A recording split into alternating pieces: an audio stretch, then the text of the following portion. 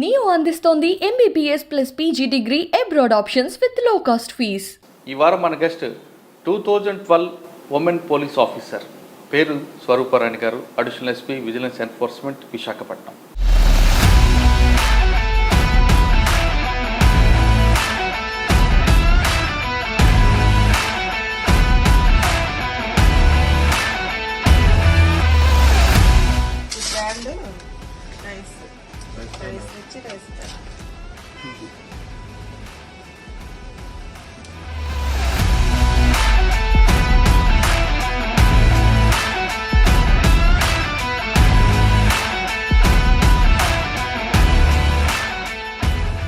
సీడీలో మీకు బాగా గుర్తుండిపోయిన కేసు ఏమైనా ఉందండి?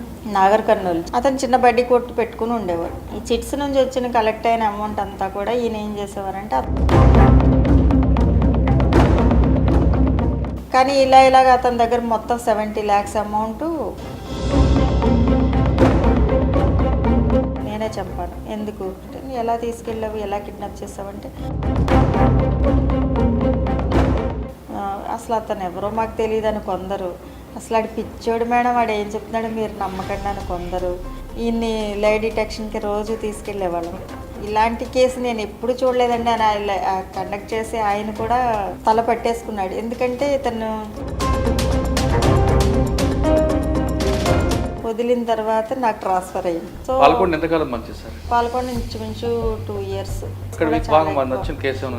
అర్ధరాత్రి మాకు ఫోన్ వచ్చింది, ఒక అమ్మాయి, ఒక 17 years అమ్మాయి చనిపోయింది మేడం అని చెప్పి మా ఎస్ఐ ఫోన్ చేశాడు. ఆమె చుట్టూ వంటకు ఉపయోగించే చాకులు పడున్నాయి. వెంటనే అమ్మాయి ఫోన్ లాక్కుని ఎందుకు నువ్వు డిలీట్ చేస్తున్నావు అంటే ఆ పిల్ల కంగారు మీకు బాగా రగిలిపోయిన కేసు చెప్పండి. అమ్మాయిల్ని కొంత బ్లాక్మెయిల్ చేసి ఒక అఫెండర్ ఉండేవాడండి. అమ్మాయిని తీసుకెళ్తాడు, వీడికి ఇంకో ఫ్రెండ్ ఉంటాడు, ముఠా అన్నమాట. నువ్వేం చెయ్యి కానీ ఆడ మెడలో ఒక చైన్ వేసుకొస్తాడు, చేతికి ఉంగరం ఏదో వేసుకుంటాడు, బ్రాస్లెట్. అవి తీసి అతడికి ఇచ్చేసి ఈ తీసుకుని వదిలేసేయి మమ్మల్ని, ఈ అమ్మాయి తప్పేం లేదు, ఇవి చాలా మంచిది, నేనే ఇలా చేశాను అంటాడు. అలాగా అమ్మాయి దగ్గర ఒక 50 లక్షలు కూడా తీసుకున్నారు. ఇతను ఇంచుమించుగా 15-20 మంది లేడీస్ని ఇలాగే ఇదే స్టైల్లో వీళ్ళిద్దరూ కలిసి మోసం చేశారు. ఎవరండి పేర్లు?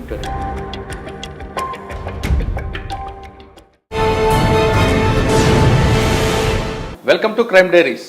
ఈ వారం మన గెస్ట్ 2012 ఉమెన్ పోలీస్ ఆఫీసర్ పేరు Swaruparani garu, additional SP vigilance enforcement Visakhapatnam.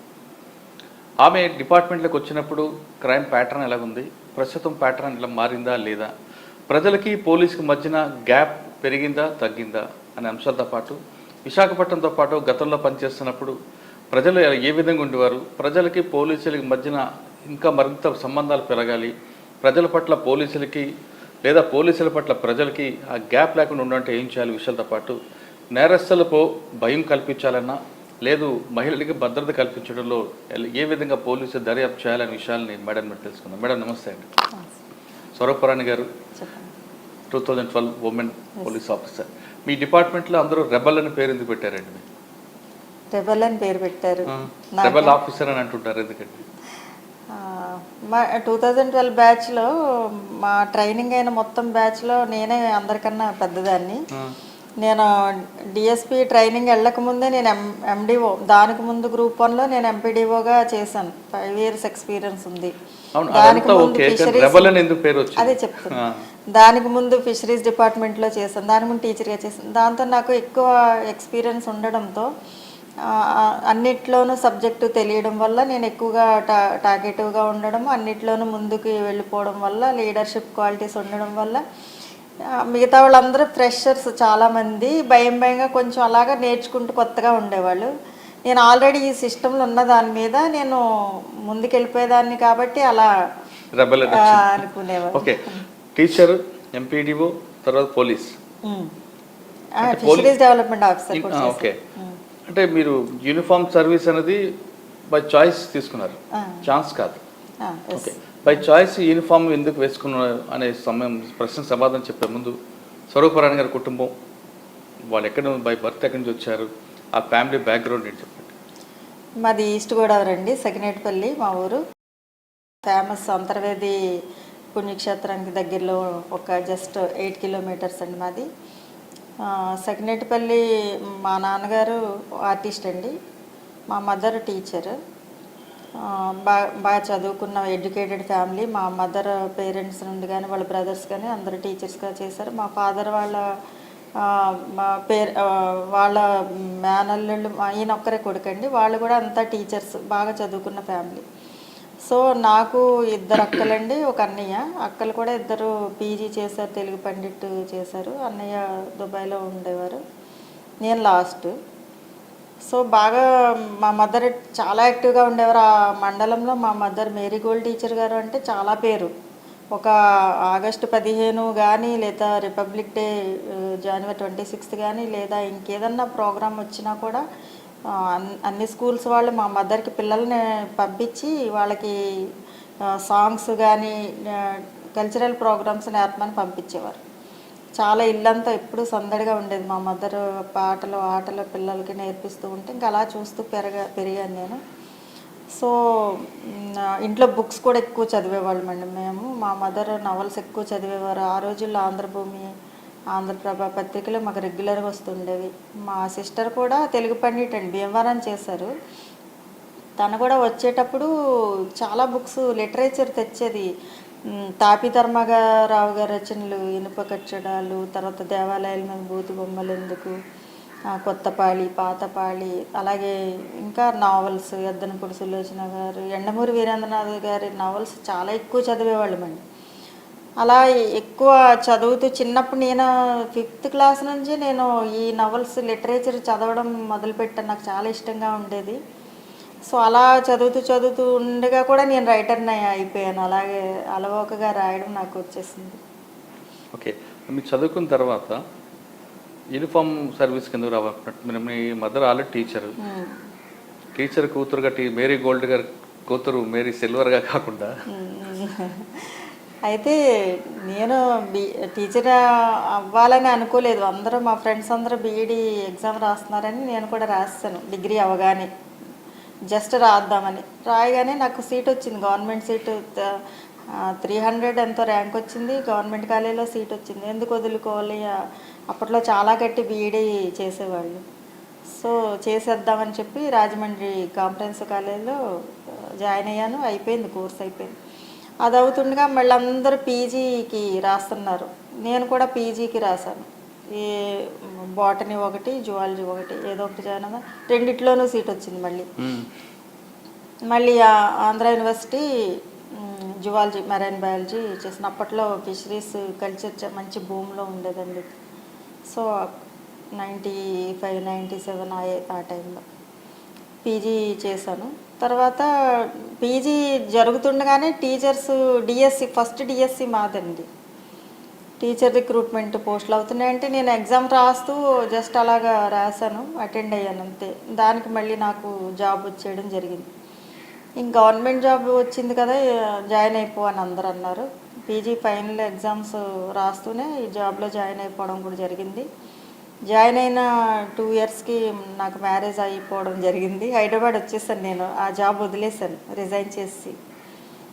వచ్చిన తర్వాత మా పాప పెద్ద అమ్మాయి పుట్టిన తర్వాత మళ్ళీ అందరూ మా రిలేటివ్స్ గొడవ పెట్టడం జరిగింది. ఏంటి నువ్వు ఇంత తెలివైందా, నువ్వు కలెక్టర్ అయిపోతావు అనుకుంటే నువ్వు ఏమి చేయకుండా ఇంట్లో ఉన్నావు అని అందరూ అనడంతో వెంటనే నేను మళ్ళీ ఏపీపీఎస్సి అప్పుడు ఎగ్జామ్స్ అవుతున్నాయి, గ్రూప్ 2.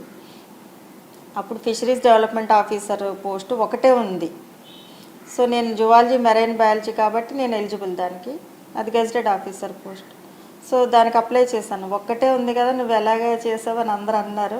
చేయడానికి ఒక్కటి చాలు కదా అని నేను పెట్టాను. దానికి ఇంటర్వ్యూ కూడా నేను సెలెక్ట్ అయ్యాను, జాబ్ వచ్చింది. అప్పుడు మళ్ళీ నేను ఆప్షన్ వెస్ట్ గోదావరి ఇచ్చుకున్నాను. ఎందుకంటే మా పేరెంట్స్ దగ్గరకు ఉంటారు, పిల్లలు చాలా చిన్న పిల్లలు, అప్పుడు 1 year 2 year పిల్లలు.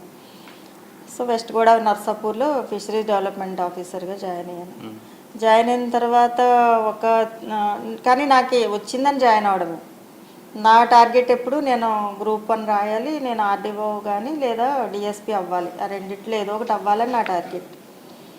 సో జాయిన్ అయిన వెంటనే మళ్ళీ గ్రూప్ 1 రాశాను. రాసిన తర్వాత 2005 అనుకుంటా. మీకు తెలుసు కదా, మన గ్రూప్ 1 ఎప్పుడు కూడా ఒక నోటిఫికేషన్ వచ్చి మళ్ళీ జాబ్ వచ్చేసరికి 4-5 ఇయర్స్ పెట్టేస్తాం. అప్పుడు మళ్ళీ ఈ నర్సాపూర్ వచ్చిన వెంటనే గ్రూప్ 1 రాశాను. ఆ గ్రూప్ 1 క్యాన్సిల్ చేసి ఇంకో గ్రూప్ 1 అయింది. అది అయిన తర్వాత 2 సార్లు మెయిన్స్ అయింది. మళ్ళీ కోర్టు కేసులు అంతా కలిపి 2007లో పోస్టింగ్స్ ఇచ్చారు. అప్పుడు నేను ఎంపీడీఓగా సెలెక్ట్ అయ్యాను. అప్పుడు మళ్ళీ నేను హైదరాబాదు దగ్గరలో ఉంటుందని చెప్పి నేను అక్కడ జోన్ 1 ఆప్షన్ ఇచ్చుకుంటే నాకు మహబూబ్నగర్లో పోస్టింగ్ ఇచ్చారు. కానీ నేను జస్ట్ కొద్ది మార్కుల్లో నాకు ఎంపీడీఓ వచ్చింది. నాకు జస్ట్ ఒక 10 మార్క్స్ వచ్చి ఉంటే నేను ఆర్డీఓ అయ్యేదాన్ని, డిఎస్పీ అయ్యేదాన్ని అని అప్పుడే నాకు చాలా బాధేసింది. మళ్ళీ ఎప్పుడెప్పుడు నోటిఫికేషన్ వస్తుందా అని రోజు పేపర్ చూడడమే సెకండ్ నోటిఫికేషన్ కోసం. అలాగే వచ్చింది. మళ్ళీ వెంటనే అప్లై చేయడం. తర్వాత ఈ లోపల సిలబస్ మారిపోయింది. దాంతో ఏం చేశాను, 1 ఇయర్ లాంగ్ లీవ్ పెట్టేసి కోచింగ్ తీసుకుని రాశాను. దాంతో నాకు ఎప్పుడు కూడా అయితే ఆర్డీఓ లేదా డిఎస్పి. సో నేను కోరుకున్నట్టుగా డిఎస్పి వచ్చింది. ఇంకా దాంతో నేను జాయిన్ అయ్యాను. ఇంకా యుద్ధం వేయాలనుకున్న యూనిఫామ్కి 4 పోస్టులు చేశారు. కొట్టాలనుకున్నారు. అవి వస్తూ నా టార్గెట్ మధ్యలో వస్తున్నాయి అంతే. అంటే పట్టు వదల విక్రమార్కులా తిరిగారు అంతే. ఓకే, సూపర్ అండి. ఫస్ట్ పోస్టింగ్ ఎక్కడ వచ్చిందండి? డిఎస్పీగా ఫస్ట్ అంటే అప్పుడు కంబైన్డ్ ఏపీ కాబట్టి నేను హైదరాబాద్ సిఐడిలో చేశాను.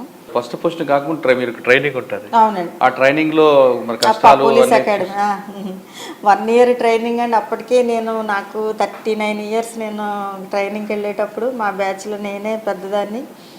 అందరూ చాలా బాగా చూసుకునేవారు. అంటే చదువుకోవడం వేరమ్మా, కానీ పిల్లలతో ఉండుతారు. పిల్లలు పుట్టిన తర్వాత ఫిజికల్ ఫిట్నెస్ కాపాడుకుంటూ అక్కడ ట్రైనింగ్ చేయడం అనేది మీకు ఇబ్బంది అయినా కలగలేదు? చాలా ఇబ్బంది అయింది. ఎందుకంటే అందరికీ, నాకేని కాదు, యంగ్గా ఉన్న 25 ఇయర్స్ 26 ఇయర్స్ వాళ్ళకి కూడా ఆ ట్రైనింగ్ చాలా కష్టం. మీకు తెలుసు కదా, ఆల్మోస్ట్ మిలిటరీ ట్రైనింగ్కి దగ్గరగా ఉంటుంది. రోజు మార్నింగ్ లేచి 3-4 కిలోమీటర్స్ జాగింగ్ చేయాలి. ఆ తర్వాత ఫిజికల్ ఇవన్నీ చేయాలి.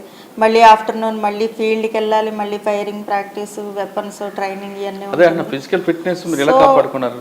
అంటే ఒకటి, నాకు మొదటి నుంచి కూడా నేను యోగా చేస్తాను, నేను స్పోర్ట్స్ ఆడతాను. నేను టేబుల్ టెన్నిస్లో నేను ఇంటర్ కాలేజేట్లో నేను కప్ తెచ్చుకున్నాను. టేబుల్ టెన్నిస్ ఆడతాను, షటిల్ ఆడతాను. స్కూల్లో కూడా నేను స్పోర్ట్స్ ఎక్కువ ఆడతాను. యోగా ఎక్కువ చేస్తాను ఇంట్లో. ఆ ఫిట్నెస్ మీకు కాపాడింది? అది కాపాడింది. నా ట్రైనింగ్లో నాకు అసలు ఒక్క చిన్న ఇబ్బంది కూడా కలగలేదు. ఒక రోజు కూడా నేను మానలేదు నా ట్రైనింగ్. చాలామందికి ఫ్రాక్చర్స్ అవి ఇవి అయ్యాయి, కానీ నాకు అసలు ఏది జరగలేదు. ట్రైనింగ్ అయిన తర్వాత మీరు ఫస్ట్ పోస్టింగ్ డిఎస్పి సిఐడి. అక్కడ ఎంతకాలం పనిచేస్తారండి సిఐడిలో? ఒక 2 ఇయర్స్ చేశానండి. అప్పుడు ఇంకా ఏపీకి ఆప్షన్ ఇచ్చుకుని నేను వచ్చేసాను. సిఐడిలో మీకు బాగా గుర్తుండిపోయిన కేసు ఏమైనా ఉందండి? సిఐడిలో ఒక మర్డర్ కేసు ఉందండి, నాగర్ కర్నూలు. చాలా ఇంట్రెస్టింగ్ కేసు అది. నాకన్నా ముందు 2 ఇయర్స్ నుంచి అది అలాగే ఉండిపోయింది. యుఎన్ అంటే అన్డిటెక్టెడ్. సో నేను జాయిన్ అయిన వెంటనే ఆ కేసు ఇచ్చారు. ఇచ్చిన తర్వాత నేను అది చూస్తే చాలా ఇంట్రెస్టింగ్. అది ఎందుకు అన్డిటెక్టెడ్గా ఉంది? అందులో ఒక పెద్ద ఆయన ఉంటారనమాట, ఒక రిటైర్డ్ హెచ్ఎం నాగర్ కర్నూలు. ఒక మినిస్టర్ గారికి దగ్గర బంధువు కూడా అక్కడ, తెలంగాణ మినిస్టర్ గారికి. అయితే ఆయన ఏం చేస్తారంటే ఊర్లోనే చిట్స్ వేస్తూ ఉంటారు, బిజినెస్. సో ఇలాగ చిట్స్ వేస్తున్నప్పుడు ఈయనకి ఒక తెలిసిన అతను, ఒక కోమట అతను ఇతనికి మంచి ఫ్రెండ్లీగా ఉండేవారు. అతను ఏజ్లో చిన్నోడే, జగదీష్ అతని పేరు. ఈయనేమో పెద్ద ఆయన, రిటైర్డ్. అతను ఒక 27 ఆ ఏజ్లో ఉంటాడు. అతను చిన్న బడ్డీ కొట్టు పెట్టుకుని ఉండేవాడు. ఈ చిట్స్ నుంచి వచ్చిన కలెక్ట్ అయిన అమౌంట్ అంతా కూడా ఈయన ఏం చేసేవారంటే అతనికి ఇచ్చేవారు. అతనేమో ఎక్కువ ఇంట్రెస్ట్ ఇస్తాను అని చెప్పి ఈయనకి ప్రామిస్ చేసి తీసుకుని అలా మధ్యలో మళ్ళీ చిట్స్ పాడుకున్న వాళ్ళకి ఇస్తూ ఉండేవారు, రీసైకిల్ చేస్తూ ఉండేవారు. కానీ ఇలాగ అతని దగ్గర మొత్తం 70 lakhs అమౌంట్ అతని దగ్గర ఉండిపోయింది. అది ఈయన అడుగుతున్నప్పుడల్లా ఆయనేమో పోస్ట్ పోన్ చేస్తూ ఉన్నాడు, జగదీష్ అని అతను. ఈ లోపల ఈయనకి 2 పిల్లలు, ఒక ఆయన కొడుకు, కూతురు. కొడుకేమో స్టేట్స్లో ఉండేవాడు, కూతురేమో హైదరాబాద్లో ఎక్కడో ఉండేది, బెంగళూరు ఎక్కడో. భార్యాభర్త ఇద్దరే ఉండేవారు. ఒకరోజు ఈ పెద్ద ఆయన బయటికి వెళ్తారు సమ్మర్ మే నెలలో. వెళ్ళి ఎప్పుడు ఆయన ఎక్కడికి వెళ్ళినా నడుచుకుంటూ వెళ్ళిపోతారు, ఆటో ఎక్కరు, బండి నడపరు, ఏమీ నడపరు అనమాట. బయటికి వెళ్ళి ఇంకా రాలేదు ఆయన. లంచ్కి వస్తారని వైఫ్ చూసింది, రాలేదు. డిన్నర్కి వస్తారని చూసింది, రాలేదు. ఇంకా రాకపోయేసరికి ఊరంతా వెతికింది. పొద్దున్న లేస్తే ఈ జగదీష్ కొట్లో ఉంటాడు కదా, ఫస్ట్ అక్కడికి వెళ్ళింది. అంకుల్ వచ్చారా అంటే రాలేదు అన్నారు. తర్వాత మధ్యాహ్నం ఇటు వెళ్ళడం చూసామని చాలామంది చెప్పారు. ఇంకంతే, అప్పటి నుంచి ఆయన కనబడలేదు. దాంతో ఆవిడ కంప్లైంట్ ఇచ్చింది, పోలీస్ కంప్లైంట్ ఇచ్చిన తర్వాత ఆ రోజుల్లో సెల్ ఫోన్స్ వచ్చాయి. చిన్న అంటే చిన్న మన బేసిక్ ఫోన్ నోకియా చిన్నది ఉంటుంది చూడండి, అది జస్ట్ కాల్ చేసుకునే ఆప్షనే ఉంటుంది. ఆ నెంబర్ ఆయన దగ్గర ఉంది. సరే వెంటనే పోలీస్ స్టేషన్లో కేసు రిజిస్టర్ చేశారు. ఆయన కొంచెం మినిస్టర్ గారి దగ్గర బంధువు కాబట్టి ఇమీడియట్గా అందరూ యాక్షన్లోకి దిగారు పోలీసులు, రాజేంద్ర నగర్ పోలీసులు. అప్పుడు సిడిఆర్ పెట్టారు. వెంటనే ఆయన ఫోన్ లాస్ట్ ఎక్కడంటే వికారాబాద్ వెళ్ళే రూట్లో, వికారాబాద్కి ముందు స్విచ్ ఆఫ్ అయ్యింది. ఇంక వికారాబాద్ వెళ్తే అక్కడంతా ఫారెస్ట్ ఏరియా, దానికి ముందు స్విచ్ ఆఫ్ అయ్యింది. సో ఈయన ఈ రూట్ వెళ్ళారని అందరికి అర్థమైంది. ఆ రూట్లో ఏమన్నా సీసీ కెమెరాస్ ఇంకా అన్నీ చూశారు. ఇంకా మధ్యలో ఎక్కడా ఆ ఫోను యాక్టివేట్ అవ్వలేదు, తర్వాత కూడా యాక్టివేట్ అవ్వలేదు. అక్కడి నుంచి డెడ్ అది. ఎంత ట్రై చేశారో. అప్పట్లో డంప్ కాల్స్ తీశారు, ఆ ఏరియాలో ఉన్న డంప్ కాల్స్ తీశారు. ఈయనతో జర్నీ అయిన కాల్స్ ఏమైనా ఉన్నాయని ఇంకా అలా మొత్తం అంతా చాలా ఎక్సర్సైజ్ చేశారు. ఇంకా లాస్ట్ అండ్ ఫైనల్ ఇతని మీదకే అనుమానం. 70 లక్షలు ఇవ్వాలి కాబట్టి, అంటే వీళ్ళు అడుగుతారు కదా, మీకు ఎవరి మీద అనుమానం ఉందంటే ఇతని పేరు చెప్పింది ఆవిడ. ఎవరికన్నా డబ్బు ఇచ్చారంటే ఇతనే 70 లక్షలు ఇవ్వాలి మాకు అని. ఇంకా అతన్ని తీసుకెళ్ళా జగదీష్ అని. అతన్ని ఎంత కొట్టినా నేను తీయలేదు అని చెప్పి అన్నాడు. ఇంకా లోకల్ పోలీస్ ఆ కేసు డిటెక్ట్ చేయలేక వదిలేశారు. సిఐడికి ట్రాన్స్ఫర్ అయ్యారు. సిఐడికి వచ్చిన తర్వాత నాకు ముందు కూడా డిఎస్పీలు ఒకళ్ళిద్దరు ఆ కేసు చూశారు, వెళ్ళారు. కేసు చదవగానే జగదీష్ మీద అనుమానం వస్తుంది. అతను తీసుకొచ్చారు, అడిగారు. అతను ఎంత టార్చర్ పెట్టినా కూడా అతను ఒప్పుకోలేదు. తర్వాత మళ్ళీ వదిలేశారు. వదిలిన తర్వాత నాకు వచ్చింది. నాకు కూడా వెంటనే ఈ కేసులో ఇతనే సస్పెక్ట్ అనిపిస్తున్నాడు అని మళ్ళీ అతను తీసుకొచ్చిన తర్వాత మేము అతను ఇంటరాగేట్ చేసినప్పుడు రోజు పిలిచేవాళ్ళము, ఇంటరాగేట్ చేసేవాళ్ళము. ఒకరోజు అన్నాడు, అవును మేడం నేనే చేశాను అన్నాడు. అమ్మాయి డిటెక్ట్ అయిపోయిందని మేము అందరము చాలా హ్యాపీ అయిపోయి మా ఐజీ మేడంకి అందరికీ చెప్పేసాం. చెప్తే బాడీని ఎక్కడ పెట్టాడు, ఏం చేశాడు కనుక్కోండి అని చెప్పాను. తర్వాత సరే ఏం చేసావు బాడీని? నేనే చంపాను. ఎందుకు? ఆంటీకి నాకు ఇల్లీగల్ రిలేషన్ ఉంది. అంత పెద్ద ఆవిడ 60 ఏళ్ళు 50 ఏళ్ళతోనా అంటే అవును, రోజు నేను సామాన్లు తీసుకొస్తాను, అంకుల్ బయటికి వెళ్ళిపోతాడు, సో నాకు రిలేషన్ ఉంది, ఆంటీ వదిలించేసుకుందామంటే. అంటే ఎలా తీసుకెళ్ళావు, ఎలా కిడ్నాప్ చేసావంటే నాకు ఓ ఫ్రెండ్ ఉన్నాడు, అతను పేరు చెప్పాడు, అతను వచ్చాడు, తెల్ల సుమో కార్ తీసుకొచ్చాడు, అందులో అంకుల్ని కూర్చోబెట్టుకున్నాము, అతను ఇది తెచ్చాడు, క్లోరోఫామ్ పెట్టాము, తీసుకెళ్ళాము, వికారాబాద్ తీసుకెళ్ళి అడవుల్లో అతన్ని తీసుకెళ్ళి పెట్రోల్ వేసి కాల్చి కొంచెంగా కాల్చి ఎక్కువ మంట వస్తే ఆ చుట్టుపాలు తెలిసిపోతే కాల్చి చంపేసాం. సరే ఆ ప్లేస్ చూపిస్తావా? చూపిస్తాం. సరే అని నేను ఇన్స్పెక్టర్లు అందరూ కలిసి వికారాబాద్ వెళ్ళిన తర్వాత ఇక్కడే అంటాడు, అక్కడే అంటాడు, అలా అడిదంతా తిప్పాడు. ఎక్కడా ఏమీ దొరకలేదు. అసలు నువ్వు చేసావా చేయలేదా, ఎందుకురా ఇలా తిప్పుతున్నావు అంటే, లేదు మేడం నేను చేయలేదు. మరి ఎందుకు ఒప్పుకున్నావు? నన్ను మీరు ఇలాగ చెప్తే వదిలేస్తారేమో అని అన్నాడు. మళ్ళీ తలలు పట్టుకుని వచ్చాము. అయినా వీడి చెప్పే కథలు నిజమా కాదని ఇతను చెప్పిన పేర్లు, అడ్రస్లు, ఫ్రెండ్స్ అందరూ చెప్పాడు కదా, వాళ్ళందరినీ పిలిపించి వాళ్ళని అడిగితే వాళ్ళందరూ ఒక్కొక్కరిని పిలిచి అడిగితే వాళ్ళందరూ అసలు అతను ఎవరో మాకు తెలియదని కొందరు, అసలు ఆడు పిచ్చోడు మేడం, వాడు ఏం చెప్తున్నాడు మీరు నమ్మకండి అని కొందరు. ఇంకా అలాగ అయినసరికి ఇంకా మాకు మళ్ళీ మతిపోయింది. అయినా కానీ వీడు కావాలని మనల్ని మిస్గైడ్ చేస్తున్నాడు, వీడిని వదిలేదు లేదని మళ్ళీ ఇంకా వాడి వెనకాలే రోజు అంటే ఎప్పుడొకప్పుడు చెప్పేస్తాడు. మళ్ళీ 2-3 రోజులు పోయిన తర్వాత మళ్ళీ నేనే చేశాను, ఈసారి నేనే చేశాను, నా పిల్లల మీద ప్రమాణం అని చెప్పాడు. ఎలా చేసావంటే ఈసారి స్టోరీ వేరే మార్చాడు. ఇంకొక ఇద్దరు పేర్లు చెప్తాడు. వాళ్ళనైనా కలిసి కత్తితో అక్కడ పూడ్చిపెట్టాము ఈసారి అన్నాడు. సరే అని చేవెళ్ళ వైపు అన్నాడు. మళ్ళీ వెళ్ళాము. సరే పూడ్చిపెట్టాడంట. గంప పార్లు ఇవన్నీ కొనుక్కుని మళ్ళీ వెళ్ళి సరే చూపించరా అంటే అక్కడికి వెళ్ళి తవ్వించాడు. అట్లా ఇట్లా సాయంత్రం వరకు టైంపాస్ చేశాడు. అక్కడేమీ లేదు. ఒరే నాయన నువ్వు చేసావా లేదు చెప్పరా అంటే లేదు. ఎందుకు మరి ఇలా చెప్పావంటే నన్ను వదిలేస్తారని.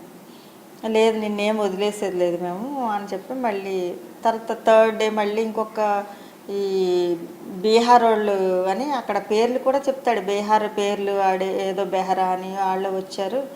ఒకసారి నా షాప్ ముందు మాట్లాడుకుంటున్నారు. వాళ్ళని పిలిచాను, కిడ్నాప్ చేయాలి అంకుల్ నన్ను వాళ్ళకి చెప్పాను. వాళ్ళు ఓకే అన్నారు. ఇంత అమౌంట్ ఇచ్చాను వాళ్ళు అని వాళ్ళ పేర్లు అన్నీ చెప్పాడు. సరే ఏం చేశారు అంటే ఈసారి మళ్ళీ ఇంకో స్టోరీ ఏదో కాల్ చేశాను ఇంకోటి మళ్ళీ వెళ్ళాం. 3 times వికారాబాద్ అడవుల్లో మేము తిరిగాం. తిరిగి వచ్చి ఇంకా వీడు ఇలా కాదు, ఇంకా ఇలా చెప్పడు, వీడికి ఈ మర్డర్కి ఏదో ఉంది కనెక్షన్ కానీ వీడు చెప్పట్లేదు అని లై డిటెక్షన్ టెస్ట్కి పర్మిషన్ పెట్టుకున్నాం. మేజిస్ట్రేట్ పర్మిషన్ తీసుకోవాలి. లై డిటెక్షన్ టెస్ట్ కండక్ట్ చేయాలంటే కోర్టుకి పర్మిషన్ పెడితే కోర్టు పర్మిషన్ ఇచ్చిన తర్వాత అక్కడ ఎర్రమంజిల్ దగ్గర ఈ ఎఫ్ఎస్ఎల్ ఉంది కదా, ఎఫ్ఎస్ఎల్లో లై డిటెక్షన్ ఒక రూమ్ అన్నమాట. ఈయన్ని లై డిటెక్షన్కి రోజు తీసుకెళ్ళేవాళ్ళం. తీసుకెళ్తే ఆయన చెప్పేవాడు ఇలాంటి కేసు నేను ఎప్పుడు చూడలేదండి అని కండక్ట్ చేసి ఆయన కూడా తల పట్టేసుకున్నాడు. ఎందుకంటే ఇతను సగమే చెప్తాడు. ఆ తర్వాత నాకు ఇంకేదో ఉంది, నాకు అర్జెన్సీ ఉంది, కడుపు నొప్పి వచ్చింది, ఏదో జ్వరం వచ్చింది అది అని యాక్ట్ చేస్తాడు. ప్రేతమైన పెయిన్ అంటాడు. కొన్నిసార్లు నిజంగా ఫీవర్ కూడా వచ్చేస్తుంది. ఎలా తెచ్చుకునేవాడు మరి. ఇంకా అతను వాళ్ళకి కొన్ని కండిషన్స్ ఉంటాయి. ఇలా ఈ టైంలో చేయకూడదు. ఫస్ట్ ఆఫ్ ఆల్ బలవంతంగా మనం చేయకూడదు, వాళ్ళ కన్సెంట్ తీసుకోవాలి. సో అలాగే ఒక 1 month అతనికి కండక్ట్ చేయడానికి అతను ట్రై చేసి ఇంకా నేను చేయలేనని చెప్పి లెటర్ ఇచ్చి వదిలేశాడు. వదిలిన తర్వాత నాకు ట్రాన్స్ఫర్ అయింది. నేను ఏపీకి వచ్చేసాను. ఆ కేసు అలాగే ఉండిపోయింది. ఇప్పటికి అలాగే ఉండిపోయింది. చాలా అసలు ఎలాంటి క్యాండిడేట్ని ఎక్కడ చూడలేదు. వాడు అంత కథలు ఎందుకు చెప్పాడండి అంటే వీళ్ళు ఒకటాడికి భయము, పోలీసులు కొడతారేమో. నేను నిజం ఒప్పేసుకుంటే కొట్టారు. ఆవిడకి ఆయన కనెక్షన్ ఉందా? ఏమీ లేదు. అది కూడా చేసాం. అది ఏం చేసాం, ఫస్ట్ నమ్మేసి మేము ఇతన్ని ఇలా పెట్టుకుని ఆవిడకి ఫోన్ చేయించాం. మేము ఉన్నట్టుగా కాకుండా నువ్వు ఎలా మాట్లాడతావో మాట్లాడు, మీ ఇద్దరికి రిలేషన్ ఉన్నప్పుడు నువ్వు ఎలా మేము నమ్మలేదు. లేదు నువ్వు మాట్లాడి చూపించు, రిలేషన్ ఉంటే ఆ సంభాషణ వేరేగా ఉంటుంది కదా అని కాల్ చేయి మా ముందు నీ ఫోన్తో అంటే కాల్ చేసి హలో ఆంటీ అంటే ఎవరు అంటే నేను జగదీష్ ఎవరు సచ్చినోడా అని మొదలెట్టింది ఆవిడ. ఎక్కడితో తగలడ్డావరా నువ్వు, ఇక మమ్మల్ని మోసం చేసి ఇవన్నీ ఇలా చేసి ఎక్కడ తెచ్చావురా అని ఆవిడ స్టైల్లో పెద్దోళ్ళ ఇంకా అర్థమైపోయింది. ఈడు అలా కాదు, నువ్వు ప్రేమగా మాట్లాడు, మీ ఇద్దరికి రిలేషన్ ఉంది కదా అంటే అది కదా ఆంటీ మన ఇద్దరం కలిసి మీ ఇద్దరు కలిసి చేసిన పనులు గుర్తు చెయ్యి అని మేము అన్నాం. అది కదా అండి మన ఇద్దరం కలిసి అక్కడ ఫోటో దిగాం కదా, లేదా అక్కడ కూర్చున్నాం కదా. ఏంట్రా ఏం మాట్లాడుతున్నావురా పిచ్చో నీకు మతేమన్నా ఉందా నీకు అని నానా తిట్టింది కాకుండా ఇమ్మీడియట్గా వాళ్ళ కూతురికి ఫోన్ చేసి వీడికి ఏదో పిచ్చెక్కింది, వీడు ఏంటేంటో మాట్లాడుతున్నాడు, నాకు ఫోన్ చేసి కంప్లైంట్ ఇద్దామని చెప్పి వాళ్ళు వెంటనే కంప్లైంట్ ఇస్తే ఇలాగ సిఐడి వాళ్ళు ఇన్వెస్టిగేట్ చేస్తున్నారు ఈ కేసు అంటే అప్పుడు మళ్ళీ నా నెంబర్ తీసుకుని ఆవిడ నాకు ఫోన్ చేసి మేడం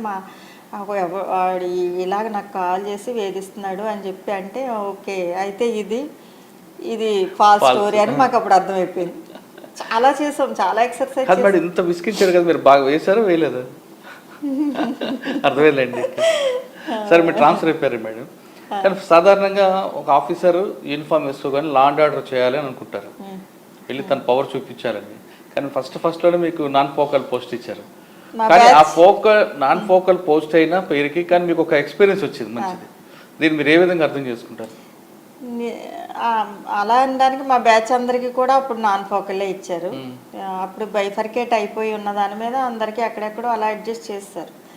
కానీ నాన్ ఫోకల్ అయినా కూడా అలా ఏముండదు. మనం పోలీస్ డిపార్ట్మెంట్లో ఫోకల్ నాన్ ఫోకల్ అని ఏముండదు. మనం కానీ యూనిఫామ్ వేసుకొని చేసే మజా వేరే ఉంటుంది కదా.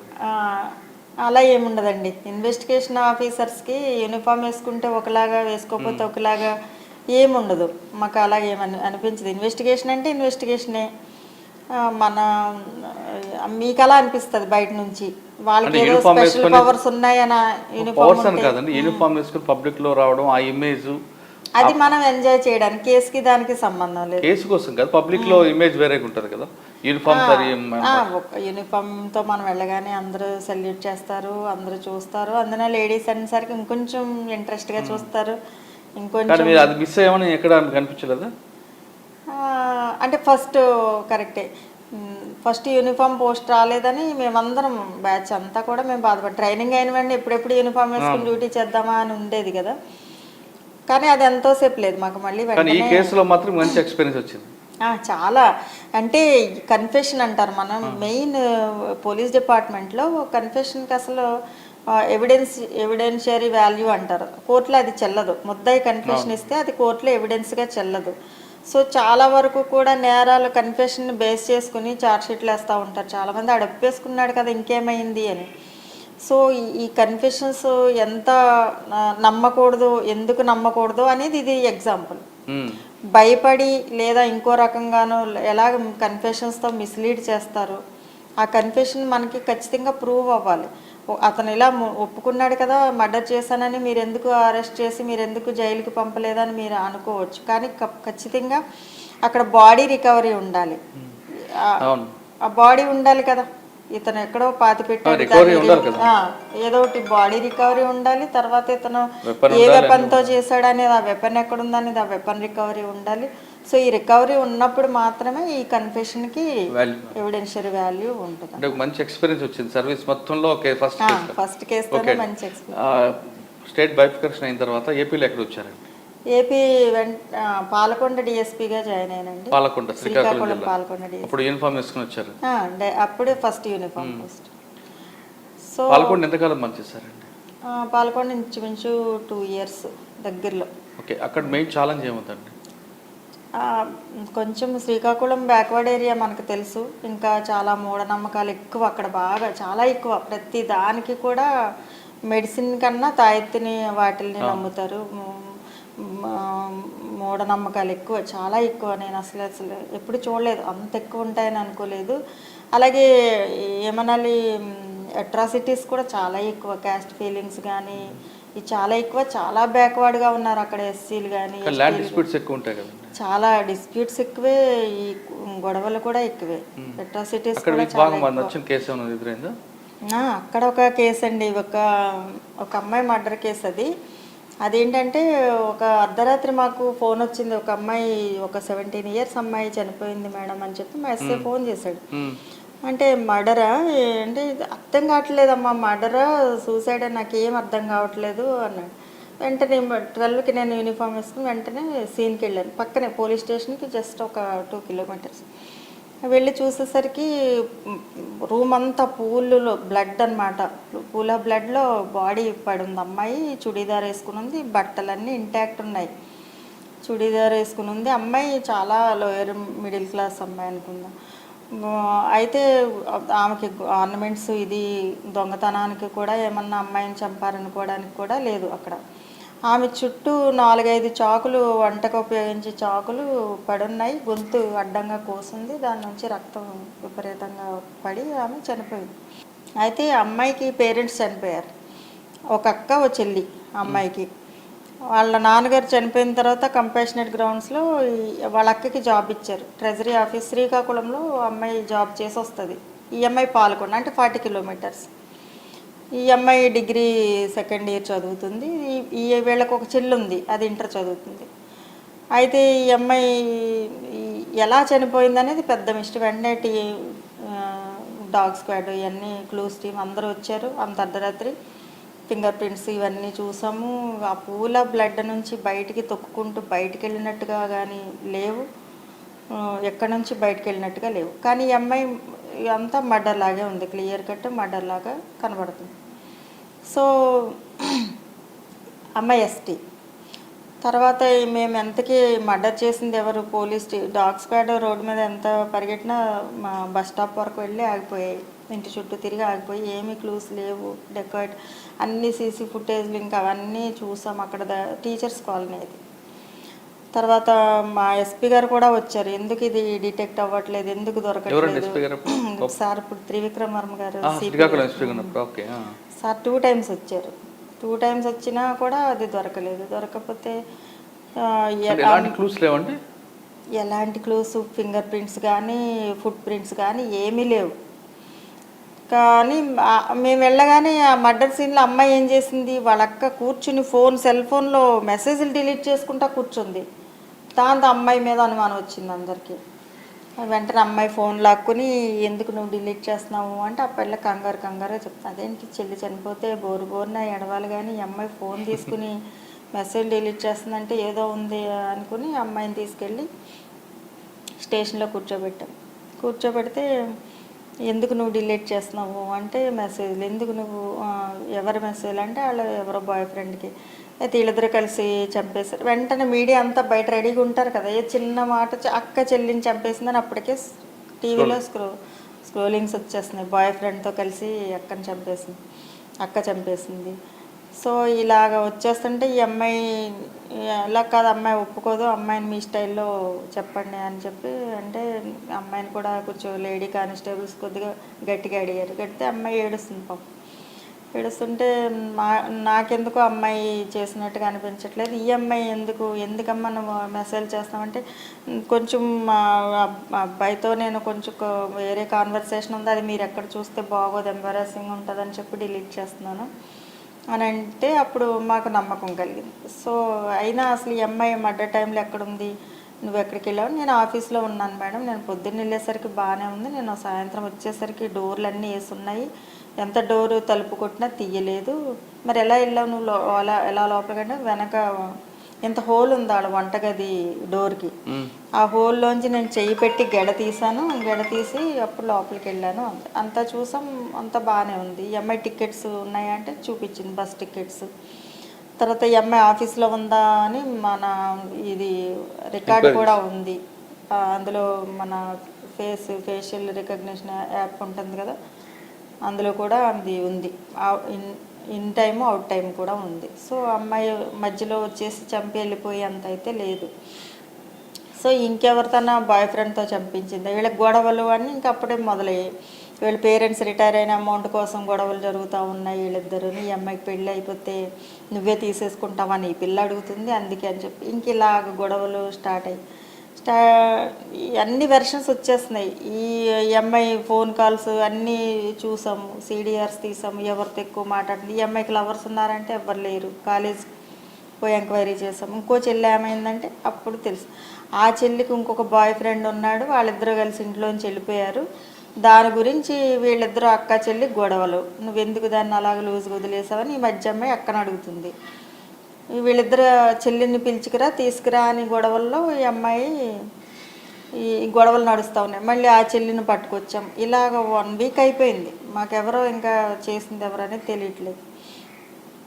తెలియకపోతే నాకు మొదటి నుంచి ఒక అనుమానంగా ఉంది. ఎందుకంటే ఈ అమ్మాయి బ్లడ్ మొత్తం ఊజ్ అయి పడిన దగ్గర రెండో రోజు మేము తెల్లవారుజామున ఆ రోజు అర్ధరాత్రిలో రెండో రోజు వెళ్ళి చూసేసరికి అక్కడ ఇలాగ తెల్లగా యాసిడ్ వేస్తే ఎలా పొంగిపోద్ది అలా పొంగిపోయి ఉందన్నమాట. అప్పుడు నాకు అనుమానం వచ్చింది, అక్కడ చూస్తే దూరంగా యాసిడ్ బాటిల్ ఉంది, దాన్ని మూత పెట్టేసింది. బాత్రూంలో ఉండాల్సిన యాసిడ్ వంటగదిలో ఎందుకుంది, చుట్టూ కత్తులు ఎందుకున్నాయి అనుకుని నాకు డౌట్ వచ్చి ఈ అమ్మాయి ఫస్ట్ సూసైడ్ చేసుకోవడానికి యాసిడ్ తాగి ఉంటుంది, ఆ బాధ భరించలేక గొంతు కోసుకుని ఉంటుంది అని చెప్పి నేను అన్నాను. కానీ ఆఫీసర్లు నమ్మాలి కదా, ఎవరు నా వెర్షన్ తెలుస్తుంది కదా మేడం. పిఎంఈలో అది అక్కడ పొరపాటు ఏం జరిగిందంటే పోస్ట్ మార్టం రిపోర్ట్లో ఆయన ఏమి ఇచ్చారు, ఆమెని కడుపులో చాలా లెఫ్ట్ సైడ్ స్టమక్ దగ్గర ఫిస్ట్ తో గుద్దిన వూండ్స్ ఉన్నాయి, కమిలిన గాయాలు, కన్ఫ్యూజన్స్ ఇవన్నీ ఉన్నాయంటే మీడియా వాళ్ళు వెంటనే ఎవరో కడుపులో గుద్ది చంపేశారు ఆ అమ్మాయిని అని మళ్ళీ మధ్యలో మీడియాలో స్టార్ట్ చేశారు. సో అమ్మాయిని కడుపులో ఎవరో తీవ్రంగా గుద్ది గొంతు కోసి చంపేశారు అని చెప్పి పోస్ట్ మార్టం పిఎం రిపోర్ట్లో ఆయన అలా ఇచ్చాడు. ఆయనకి తెలియదు యాసిడ్ ఉంటాయని. ఆయన గతంలో చేస్తుంటే ఏమన్నా ఎక్స్పీరియన్స్తో ఉండేది. ఆ తర్వాత నేను మళ్ళీ పిఎంఈ డాక్టర్ దగ్గరికి వెళ్ళి ఈ యాసిడ్ బాటిల్ తీసుకెళ్ళి ఈ యాసిడ్ కానీ ఇవిడ కడుపులో ఉందేమో ఎలాగో ఆర్ఎఫ్ఎస్ఎల్కి పంపిస్తాం కదా ఈ స్టమక్ ఇవన్నీ అని చెప్పి మేము ఎఫ్ఎస్ఎల్కి పంపి యాసిడ్ ఉందా కంటెంట్ లాంటి యాసిడ్ ఉందని ఎఫ్ఎస్ఎల్ రిపోర్ట్ వచ్చిన తర్వాత అప్పుడు ఈ వెర్షన్ మేము మా సుపీరియర్ ఆఫీసర్స్కి చెప్పిన తర్వాత వాళ్ళు ఒప్పుకున్న తర్వాత ఈ అమ్మాయి అదే యాసిడ్ తాగింది. ఈ అమ్మాయికి డిప్రెషన్ ఉంది, ఆల్రెడీ మందులు కూడా వాడుతుంది, ఆ రిపోర్ట్ కూడా తీసుకున్నాం. సో యాసిడ్ తాగి అమ్మాయి బాధ గొంతులో భరించలేక గొంతు కోసుకుందనమాట. ఆమె గుద్దుకుని ఉండొచ్చు కదండి. యాసిడ్ మింగడం వల్ల ఏమవుతుందంటే యాసిడ్ కొరేజివ్ అది తినేస్తుంది లోపల, ఇలా తినేసి పైన కూడా కమిలిపోతుంది. అది గుద్దిన గాయంలా ఉంటుంది సేమ్. పైకి అది కొంతసేపు స్టమక్లో యాసిడ్ ఉంటుంది కదా నిలవ, ఉన్నప్పుడు అలా తినేస్తుంది అనమాట. ఆ ప్లేస్లో బయటకు కూడా దాని గాయం కనబడుతుంది. బాధ తట్టుకోలేక ఆమె గొంతు కోసు ఆమె ఈ బాధను తట్టుకోలేక ఆమె వెంటనే గొంతు కోసుకుని చనిపోయింది. అయ్యో, కానీ స్టోరీ మాత్రం సేమ్ మర్డర్ కేసు లాగా ఉంది. ఇంకా అందరూ ఆఫీసర్స్ కాదు అది మర్డరే మీరు డిటెక్ట్ చేయలేక ఈ కథను తీసుకొచ్చారు. ఇంకా అలాగా అయ్యింది స్టోరీ అనుకున్నారా? అలా జరిగింది.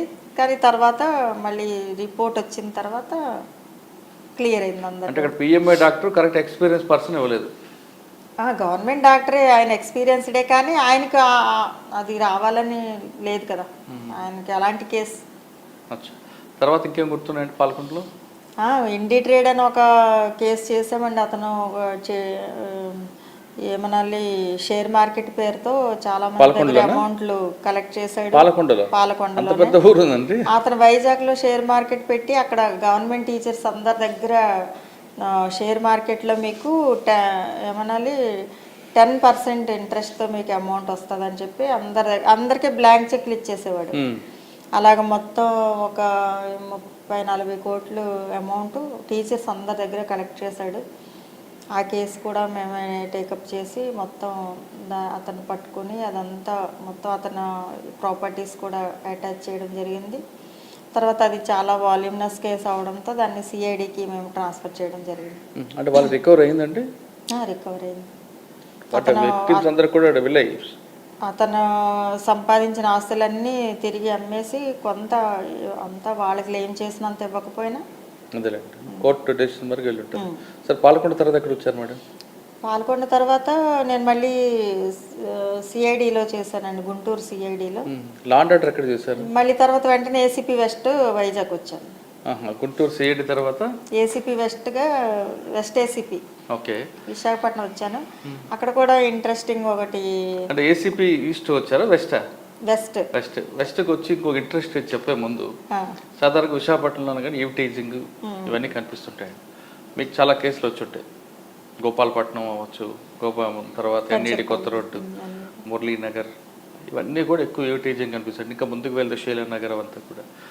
ఒక అమ్మాయి మీ దగ్గరికి వచ్చి మేడం నాకు ఈ అబ్బాయి ఈవ్టీజింగ్ చేస్తున్నాడు అని చెప్తే మీ రియాక్షన్ ఎలాగ ఉంటుందండి? మెయిన్ వాళ్ళ ఏజ్ని కన్సిడర్ చేయాలండి, తీసుకోవాలి. అంటే ఏజ్ గ్రూప్ ఇద్దరిది కూడా. అంటే ఇప్పుడు కాలేజ్ టీనేజ్ లెవెల్ ఉందంటే అక్కడ ట్రీట్మెంట్ ఒకలా ఉంటుంది, ఆ కౌన్సిలింగ్ ఒకలా ఉంటుంది. దానికి మించి పెద్దోళ్ళు అడల్ట్స్ అయితే ఇది సెపరేట్ కౌన్సిలింగ్ లాగా కాకుండా గట్టిగానే ఉంటుంది.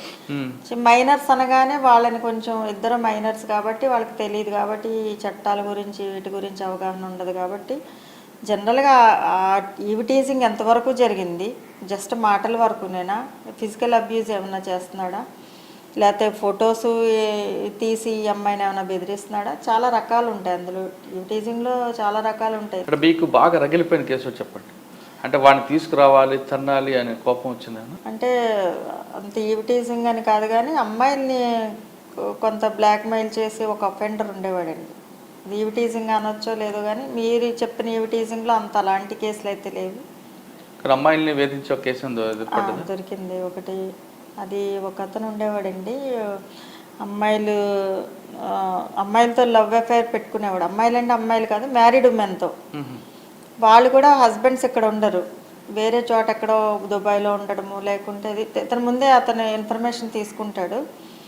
వాళ్ళు హస్బెండ్ ఇక్కడ లేరు అని వాళ్ళతో లవ్ అఫైర్ నడుపుతాడు. ఫస్ట్ పరిచయం చేసుకుంటాడు, ఆ తర్వాత వీడేదో పెద్ద ప్రొఫెషన్లో ఉన్నట్టు చెప్తాడు, డాక్టర్ అని ఒకసారి, ఇంజనీర్ అని ఒకసారి, ఒక్కొక్కరితో ఒక్కొక్క రకం అబద్ధం చేసి వాళ్ళతో వాట్సాప్ చాటింగ్ స్టార్ట్ చేస్తాడు. అక్కడ నుంచి వాళ్ళని పొగుడతాడు, అమ్మాయిల్ని.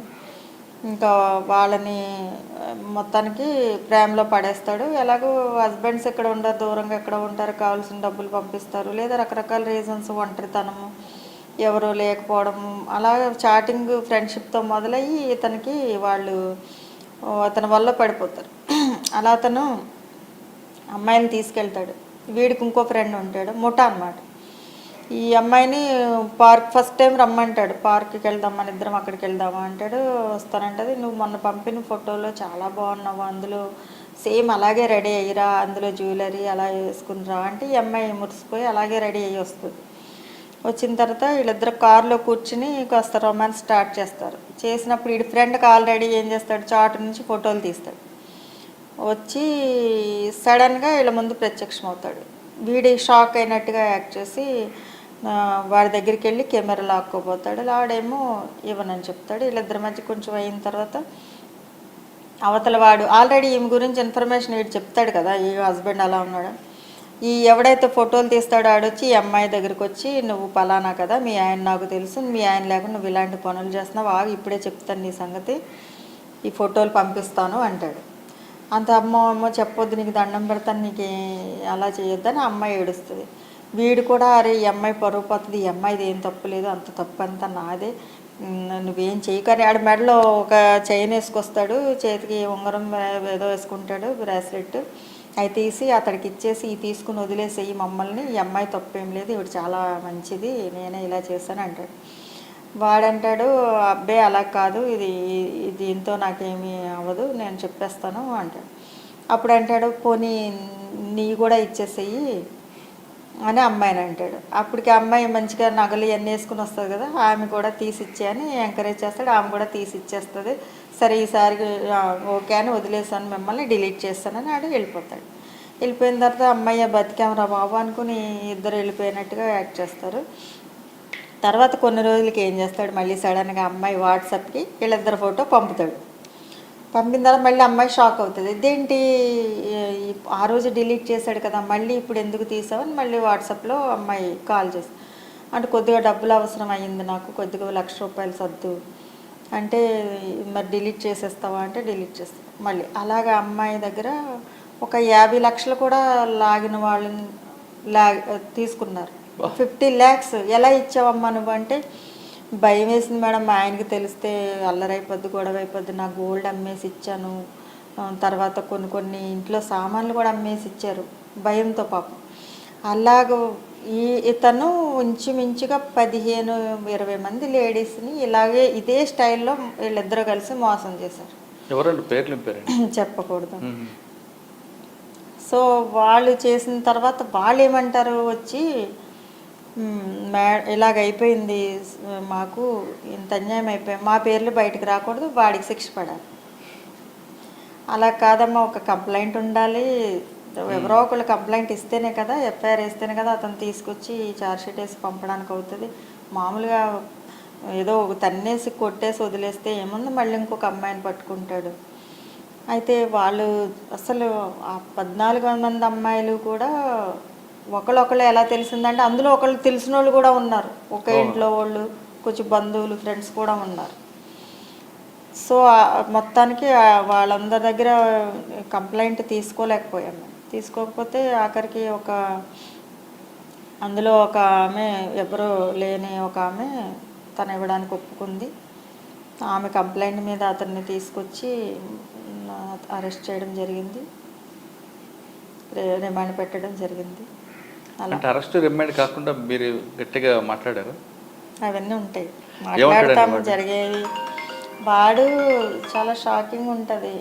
వాడికి వాళ్ళు అంటే మీకు ఈ హస్బెండ్స్కి వెళ్ళి దూరంగా ఉంటారు కదా, ఎంతమంది అమ్మాయిలు నీకు ఎలాగా పడతారు అంటే, నేను టాబ్లెట్స్ వేసుకుంటాను మేడం, వాళ్ళకి అంటే సాటిస్ఫై చేయడానికి, ఎక్కువ టైం చేయడానికి నేను ఓజోమాన్ అలాంటి కొన్ని డ్రగ్స్ వాడుతూ ఉంటాను చెప్పారు. ఫిజికల్గా కూడా ఉంటాడా?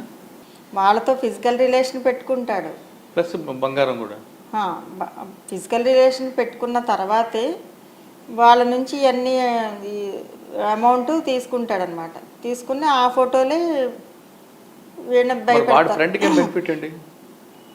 వాడి ఫ్రెండ్ అని వాడుకుంటాడు ఫస్ట్, తర్వాత వీళ్ళకి అర్థమైపోద్ది వీళ్ళిద్దరు కలిసి ఒకటే గ్రూప్ అని చాలా మందికి. కరెక్టే. ఇప్పుడు వీడు ఒక అమ్మాయితో ఫిజికల్ పెట్టుకొని తర్వాత మనీ తీసుకుంటాడు, కానీ వాడి ఫ్రెండ్కి ఏం బెనిఫిట్ ఉంటుంది? డబ్బులు వాడికి ఇందులో వీడు ఇప్పుడు 50 లక్షలు తిండి అందులో 20 వాడికి ఇస్తాడేమో. అంతేగాని ఆ అమ్మాయితో వీడు టచ్లో ఉంటాడు. టచ్లో ఉండి వీడిద్దరు ఇంటిమసీ వీళ్ళిద్దరూ ఉన్నప్పుడు వీడే ఫోటో తీస్తాడు, ఎట్లాగో సెల్ ఫోన్ నుంచో ఎలాగో తీస్తాడు. వాళ్ళిద్దరు ఎక్కడున్నారండి ఇప్పుడు? రిమాండ్ 3 months తర్వాత ఎవరికైనా బెయిల్ వచ్చేస్తుంది కదా. అంటే వాళ్ళు అటువంటి వాళ్ళు శిక్ష పడే అవకాశం ఉందంటారు గట్టిగా? వీళ్ళు గట్టిగా ఉండాలి. మేము కోర్టుకి వెళ్ళము, సాక్ష్యం చెప్పము, మేము ఎవరికి తెలియకూడదు అనుకుంటే ఏం చేయలేము. ఇప్పుడు ఎవరైనా కూడా బాధితులు కోర్టుకి వెళ్ళి నాకు జరిగింది ఇలా జరిగింది అని ఆవిడ సాక్ష్యం చెప్తేనే కదా జడ్జిలైనా ఎవరైనా. ప్రాపర్టీ అంతా ఏం చేశాడంటే వాడు జల్సాగా ఖర్చు పెట్టడం జరిగింది. కొంత ఈడు బైక్లని అవన్నీ ఇవన్నీ కొనడం జరిగింది. తర్వాత అవన్నీ రికవర్ అవ్వడానికి ఇచ్చిన అమ్మాయి ఒక్క అమ్మాయి కదా కంప్లైంట్. ఒక్క అమ్మాయికి ఎంతవరకు ఉంటుంది? సరే, ఇప్పుడు జరిగింది కదా, మీలో ఎవరు రాలేదు. 14 మందిలో కంప్లైంట్ ఇవ్వకపోయినా వాడిని శిక్షించాలని గట్టిగా నిలబడేవారు ఉన్నారా? లేదు అంతా మాకు కంప్లైంట్ వద్దు అనే వాళ్ళు ఉన్నారా? చాలా కోపం కనిపిస్తుందా? వాళ్ళు ఎందుకు వచ్చారంటే, వీడు మమ్మల్ని ఇంకేమీ బ్లాక్మెయిల్ చేయకుండా చూడండి, వీడి గట్టిగా వార్నింగ్ ఇవ్వండి, మా జోలికి రాకుండా చూడండి, మమ్మల్ని మేము వీడు అంటే ఇంకా మా దగ్గర డబ్బులు లేవు, అయిపోయాయి ఇంకా మా దగ్గర ఆల్రెడీ, ఇంక మేము ఇవ్వలేము, వీడు ఎంత నన్ను బ్లాక్మెయిల్ చేసినా కూడా ఇవ్వలేను. కానీ వాడి చేతిలో బాంబు ఉంది, వీళ్ళిద్దరూ దిగిన ఫోటోలు అవన్నీ రికవర్ అయిందండి. వాడు ఫోన్లోను ల్యాప్టాప్లోను తీసి రికవరీ చేశారు. ఫోన్లు తీసుకున్నాము, డిలీట్ చేయించాము. తర్వాత మళ్ళీ అతను జైలుకి వెళ్ళాడు, 3 months ఉన్నాడు. తర్వాత బెయిల్ మీద వచ్చాడు. కానీ ఇంకా తర్వాత మళ్ళీ అతను వాళ్ళని వేధించినట్టుగా కానీ మనకేమీ. అండ్ వాడి పేరు చెప్పడానికి ఇబ్బంది ఏంటండి? వద్దులేండి, అంటే వీళ్ళు కూడా తెలుస్తారు కదా. అచ్చా, సరే, వాళ్ళ పేర్లు కూడా తెలుస్తారు. ఆ కేసు కాకుండా ఈవ్ టీజింగ్ వాళ్ళు వచ్చినప్పుడు మీకు కౌన్సిలింగ్ చేయాలనిపిస్తుంది కదా మేడం? మీరు కాలేజ్ చదువుకున్నప్పుడు మీరు ఏమైనా ఎదుర్కొన్నారు అక్కడ సెకండ్ వెళ్ళలో? చాలా దారుణంగా. ఎందుకంటే మీ ఏరియాలో బైకుల మీద తిరుగుతూ నేరో రోడ్ల మీద ఎక్కువ టీచింగ్ చేస్తుంటారు. అప్పుడేమి ఇన్ని చట్టాలు లేవు. మేము చదివినప్పుడు ఈవ్ టీజింగ్ కానీ ఈ ఉమెన్ రిలేటెడ్ చట్టాలు ఇవన్నీ ఏమీ లేవు. సో అప్పుడు చాలా ఎక్కువ మా టైంలో అసలు లేడీస్ బయటికి వెళ్తే లేదు, వెనకాల ఒక 4-5 చాలా పెద్ద విక్టిమ్ని నేను మా కాలేజ్లో కానీ లేదా ఎక్కడికి వెళ్ళినా కూడా కొంచెం నేను యాక్టివ్గా ఉంటానేమో, దాని మీద కొంచెం అందరూ ఎక్కువగా నేను టార్గెట్ అవుతూ ఉంటాను. ఎక్కువ అంటే ఆ రోజుల్లో అంత యాక్టివ్గా అన్నిట్లోనూ, స్పోర్ట్స్లోనూ, వీటి కల్చరల్ ప్రోగ్రామ్స్ అన్నిట్లోనూ పార్టిసిపేట్ చేసేవాళ్ళు చాలా తక్కువ. నాకు ఎవరన్నా ఒక పార్ట్నర్ రావాలి అంటేనే నేను అందరినీ బతిమాలేదాన్ని. ఒక గేమ్గా ఆడదాము, పార్ట్నర్ రండి అంటే ఫ్రెండ్ అని తయారు చేసుకుని ఒక టేబుల్ టెన్నిస్ ఆడాలన్నా చాలా కష్టమయ్యేది ఆ రోజుల్లో. మీకు అక్కడ బ్యాడ్ ఎక్స్పీరియన్స్ అని ఉందండి? బ్యాడ్ అంటే ఎక్కువ అసలు అంత టార్చర్ ఉన్నదండి. టార్చర్ నేను కాలేజీలో చదివేటప్పుడు నేను ఎక్కువ చుడీదార్స్ వేసుకునేదాన్ని అప్పట్లో. అప్పుడు అందరూ లంగావోణీలు వేసుకునేవారు. మా ఫాదర్ హైదరాబాద్లో జాబ్ అనమాట. మా అక్క వాళ్ళు కూడా బాగా చదువుకున్న వాళ్ళు, వాళ్ళు కూడా హైదరాబాద్లో చదివారు. సో దాని మీద నేను కూడా చుడీదార్ వేసుకోవడం నాకు అలవాటు. దాంతో అక్కడ ఆడ్మెన్ అవుట్ లాగా ఉండేదాన్ని. అందరూ లంగావోణి వేసుకుంటే నేను ఒక్కదాన్నే చుడీదార్ వేసుకునేదాన్ని డిగ్రీ వరకు. ఎవరెన్ని కామెంట్స్ చేసినా నేను వేసుకోవడం మానలేదు. ఇప్పుడు అసలు లంగావోణి వాళ్ళు ఎతుకుదామంటే లేదు. కానీ ఆ రోజుల్లో ఈ చొక్కాలాగు అమ్మాయి అనే ఒక నిక్నేమ్ పెట్టేవారు. చొక్కాలాగా అమ్మాయి, ఇదే చొక్కాలాగా అమ్మాయి అలా. అప్పుడేమో వాళ్ళ మీద తిరగబడ్డారు? ఎక్కడికక్కడే ఇచ్చేసేవాళ్ళం, అస్సలు ఊరుకునేది లేదు. అంటే మాటలతోనో చేతులతోనో? మాటలతోనూ చేతులు చాలా అగ్రెసివ్గా ఉండేదాన్ని. పోరాడుతూనే వచ్చాను నేను ఇప్పుడు. ఆ రెబల్ అలా కంటిన్యూ అవుతుంది? అసలు ఎక్కడా తగ్గేది లేదు. అంటే మీరు డిపార్ట్మెంట్కి వచ్చిన తర్వాత ఇటువంటి సంఘటనలు ఎదురైనప్పుడు మీకు ఒక్కసారి ఫ్లాష్ బ్యాక్ వెళ్తుంది, వెళ్ళి ఆ కోపం కూడా చూపించేవారా? అలా ఏం లేదు, అది న్యాచురల్ అనే అనిపిస్తుంది. ఆ ఏజ్ లో ఉన్న పిల్లలకి అలా. ఇప్పుడు ఇంకా పర్వాలేదు, వీళ్ళు చాలా చేయొచ్చు, అంటే అవతల వాళ్ళకి ఇబ్బంది లేకుండా చేయొచ్చు ఆ ఏజ్ లో, కానీ అవతల వాళ్ళకి కన్నీరు పెట్టి అందులో ఆనందపడడం కరెక్ట్ కాదు. ఇప్పుడు అలా వస్తే ఇమీడియట్ గా పోలీసు ఎఫ్ఐఆర్ వేసేస్తాము. ఈవిటీజింగ్ సెక్షన్లు ఉన్నాయి కాబట్టి 354 ఇవి సెక్షన్లు వేసి ఇమీడియట్ గా వాళ్ళని కట్టేలు చేసేస్తున్నాం. చాలా కంట్రోల్ అయిపోయింది ఇప్పుడు అసలు ఎవరు. మేడం, మీకు వెస్ట్ ఏసీపీగా మంచి కేసు చెప్పారు, అది కాకుండా ఇంకేమైనా గుర్తున్నాయా? అది కాకుండా ఒక ఐఎస్ఐ ఏజెంట్ని మేము పట్టుకున్నామండి. అది చాలా ఇంట్రెస్టింగ్ ఉంటుంది. అతను మాకు ఒకరోజు పొంగల్ సంక్రాంతి అనమాట, ఆ రోజు ఫెస్టివల్. ఆ రోజు మా పిల్లలు అందరూ వచ్చారు, మూవీకి వెళ్దామని. నేను సెలవు కదా ఈరోజు అని స్టెప్స్ దిగుతున్నా నేను. అప్పుడు ఫోన్ వచ్చింది మా సిపి గారి నుంచి, నువ్వు ఇమీడియట్గా ఒక నెంబర్ పెడుతున్నాను, ఇతన్ని చేజ్ చేసి పట్టుకొని టీంతో కలిసి. ఎవరండి సిపి గారు అప్పుడు? అప్పుడు మీనా గారు, Meena sir, RK Meena sir. అప్పుడు సరే సార్ అని వెంటనే నేను, పిల్లలు మీరు వెళ్ళిపోండి, నేను ఇలా వెళ్తానని చెప్పి వచ్చేస్తాను సాయంత్రానికి అని చెప్పి అన్నాను. అంత తర్వాత నా 2-3 నా సిఐలు, ఒక కంచరపాలెం సిఐ ఒక ఆయన, గోపాలపట్నం సిఐ ఒక ఆయన, పెందుర్తి సిఐ, ముగ్గురికి ఫోన్ చేశాను. పదండి మీరు వెహికల్స్ వేసుకురండి అని వాళ్ళని ముగ్గురిని రమ్మన్నాను. నేను వెళ్ళాను. వెళ్తే పెందుర్తి ఆ సైడ్ నుంచి సబ్బవరం ఇటు ట్రాక్ మీరు ఈ టీం వాళ్ళతో, ట్రాకింగ్ టీం వాళ్ళతో మీరు కన్సల్ట్ చేస్తూ మీరు ఆ వెహికల్ని ట్రాక్ చేయండి, అందులో వాళ్ళని పట్టుకోండి. అది మాకు ఇచ్చిన టాస్క్. అందులో ఎవరున్నారో తెలియదు, వాళ్ళ పేర్లు ఏంటో తెలియదు, వాళ్ళు ఎలా ఉంటారో కూడా తెలియదు, ఏ వెహికల్లో కూడా తెలియదు. జస్ట్ వెహికల్ ట్రాకింగ్ మాత్రం మనకు వస్తుంది, రూట్ మాత్రం చూపిస్తుంది.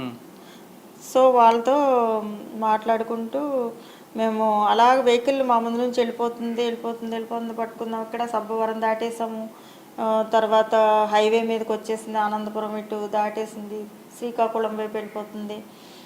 శ్రీకాకుళం బార్డర్ వరకు మేము దాన్ని పట్టుకోవడానికి వెనకాలే ట్రై చేసాము, కానీ ఎక్కడ ఇలా వెళ్తుంది, సైడ్ రోడ్లు వెళ్తుంది, అలా వెళ్ళిపోతుంది. ఇంకా లాభం లేదు, టోల్ గేట్ వస్తుంది కదా, శ్రీకాకుళం చిలకపాలెం టోల్ గేట్ వేయించేసి మొత్తం వెహికల్స్ అన్ని ఆపేసి మనం వెళ్దామని చెప్పి శ్రీకాకుళం ఎస్పీ గారితో మాట్లాడి, సార్ ఇలాగ ఒక వెహికల్ మేము ట్రేస్ చేస్తున్నాం, వెనకాల ఫాలో అవుతున్నాము, ట్రాక్ చేస్తామంటే టోల్ గేట్ వేయించేసి అన్ని వెహికల్స్ ఆపారు. కానీ ఈ వెహికల్ ఎలా తప్పించుకుందో వెళ్ళిపోయింది, టోల్ గేట్ నుంచి రైట్ సైడ్ నుంచి వెళ్ళిపోయింది. వెహికల్ ఏంటో తెలియదు, కొన్ని వందల వెహికల్లో ఒక వెహికల్ ఇలా వెళ్ళిపోతూ ఉంటుంది అన్నమాట. మళ్ళీ దాన్ని మేము కూడా చూసుకుని మళ్ళీ దాన్ని ఫాలో అవుతూ అలాగా ఈ మధ్యలో పెట్రోల్ అయిపోయింది మా వెహికల్స్, మళ్ళీ వేయించుకోవడం, మళ్ళీ సార్కి చెప్పాం మా జ్యూరిస్డిక్షన్ అయిపోయింది సార్ అంటే, లేదు నువ్వే వెళ్ళిపో, నువ్వు వెనక్కి రావద్దు, ఇంకా నువ్వే వెళ్ళిపో అని చెప్పి మా సార్, మీనా సార్. మా సిటీ లిమిట్స్ దాటిపోయాము. వెళ్ళిపోయిన తర్వాత కంచిలి పోలీస్ స్టేషన్, కంచిలి దాటి అవతలకి వెళ్తే బరంపూర్, ఒరిస్సా వెళ్ళిపోతుంది, బరంపూర్ వెళ్ళిపోద్ది. ఇంక ఒరిస్సా వెళ్ళిపోతే ఇంకా మనం ఏం చెయ్యలేదు. కంచిలి పోలీస్ స్టేషన్కి, కంచిలి ఎస్ఐకి వాళ్ళకి ఫోన్ చేసి అక్కడ టోల్ గేట్ ఉంది, మీరు ఆ టోల్ గేట్ వేసేయండి, ఫస్ట్ వేసేసి ప్రతి వెహికల్లోనూ సెల్ ఫోన్ తీసుకుని కాల్ చేయండి అని చెప్పి వాళ్ళకి చెప్పడం జరిగింది. అక్కడ టోల్ గేట్ వేస్తారు. మేము ఇంకా మధ్యలో ఎక్కడో వెనకాల ఉన్నాం, 2 కిలోమీటర్ల మేరలో వెహికల్స్ ఆగిపోయాయి. అయితే ఐఏఎస్ఐ ఏజెంట్ వెళ్తున్నాడు, సో అతను ఫోటో ఇలా ఉంటుందని అప్పటికి వాట్సాప్లో పెట్టారు. అలా ఎవరో ఉండరు కదా, వాళ్ళు రకరకాల మారువేషాలు ఉంటారు.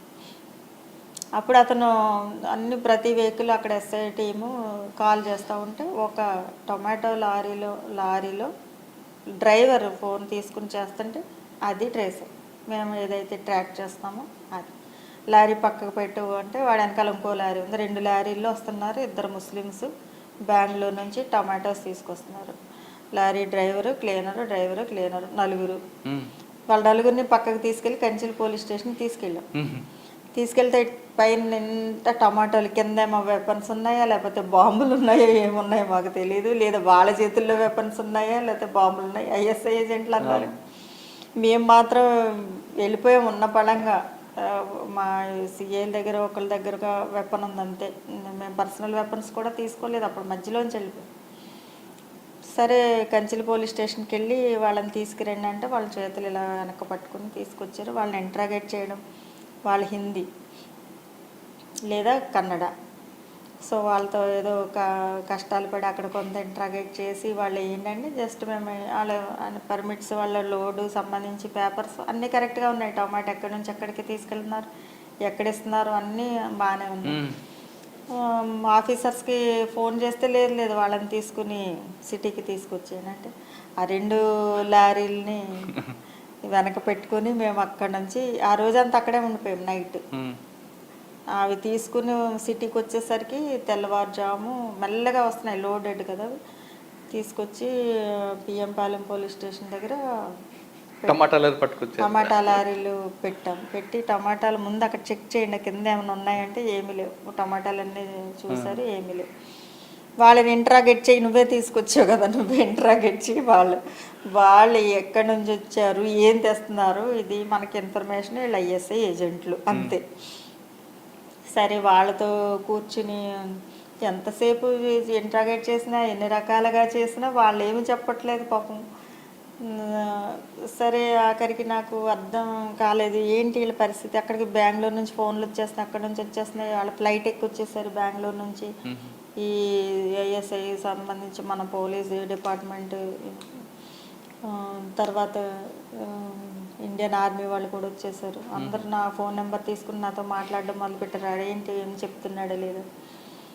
తర్వాత వాడితో ఆఖరికి వాళ్ళు ఎంత చేసినా ఒక 1 డే అంతా ట్రై చేసాం. 2వ రోజు ఇంకా నాకు విసుకొచ్చి, బాబు ఎవరన్నా మీ ఫోన్ ఎవరన్నా తీసుకుని ఎవరన్నా మాట్లాడారా అంటే అప్పుడు అవును మేడం, బెంగళూరు బస్ స్టాప్ ఎదురుగా నేను బస్ ఎక్కితే నా పక్కనే ఒక అతను ఎక్కాడు, ఒకసారి మీ ఫోన్ ఇవ్వండి అని తీసుకుని మాట్లాడాడు. అంటే ఎవరితో మాట్లాడాడు, వైఫ్తో మాట్లాడాడు. ఎలా ఉన్నాడు అంటే చెప్పాడు, సేమ్ మనం ఏదైతే పర్సన్ వెతుకుతున్నామో అతను. సో అలా ఉన్నాడు చూపిస్తే, అవును ఇలాంటి అతను.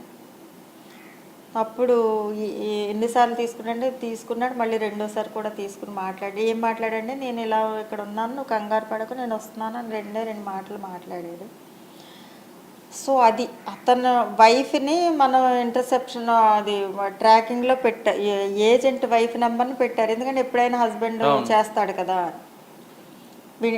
అతను విన్నప్పుడు ఇతను ఈ నెంబర్ నుంచి మాట్లాడడం విన్నారు కదా, విన్నప్పుడు ఈ నెంబర్ ఫోన్ ట్యాపింగ్. సో ఈ నెంబర్ ఇతను తీసుకున్నాడు, హస్బెండ్ కొత్త నెంబర్ తీసుకున్నాడు, ఏఎస్ ఏజెంట్. ఈ నెంబర్ తీసుకుని ప్రయాణిస్తున్నాడు అనుకున్నారు.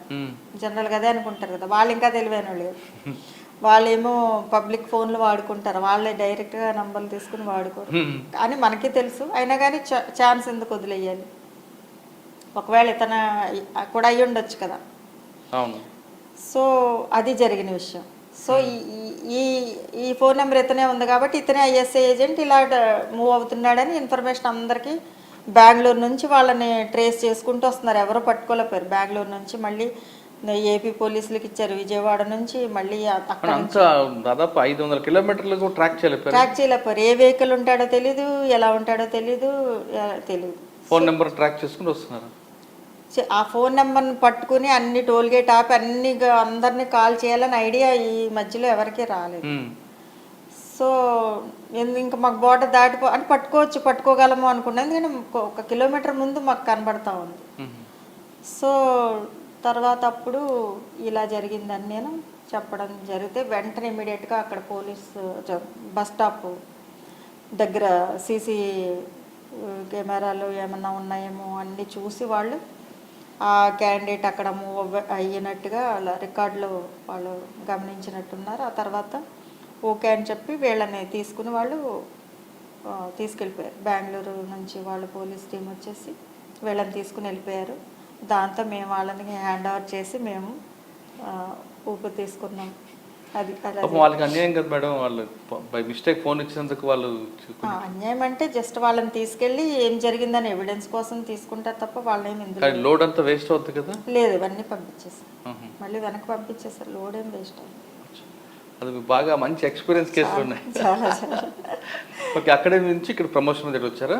అవునండి. అక్కడ నుంచి ఇక్కడికి ప్రమోషన్ మీద విజిలెన్స్ ఇన్ఛార్జ్ ఏఎస్పీగా వచ్చాను. తర్వాత ఇక్కడ ప్రమోషన్ వచ్చి ASP vigilance. But vigilance enforcement అంటే చాలా మందికి ఇది ఒక పనిష్మెంట్ డిపార్ట్మెంట్ అనుకుంటారు.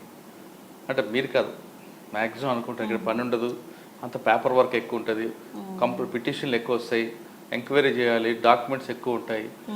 ఇంత డాక్యుమెంట్ చేసి మీరు రిపోర్ట్ పంపిన తర్వాత అంటే ఆ ఏవో మీద యాక్షన్ ఉంటుందా ఉండదు అనేది తక్కువ ఉంటుంది.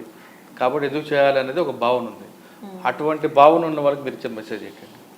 అసలు విజిలెన్స్ అనేది డిపార్ట్మెంట్ చాలా రిపీటెడ్. అందరూ చాలామంది ఆప్షన్ పెట్టుకుని వస్తారు. అందరికీ విజిలెన్స్లో ఇవ్వరు. వాళ్ళది మొత్తం వాళ్ళ ఏమన్నా రికార్డ్ అంతా చూసిన తర్వాతే వాళ్ళకి డిప్యుటేషన్ మీద ఛాన్స్ ఇస్తారు. ఏసీబీ కానీ విజిలెన్స్ కానీ అంత కావాలనుకున్న వాళ్ళు ఎవరికి విజిలెన్స్ ఇవ్వరు ఫస్ట్ అండ్ ఫార్మోస్ట్.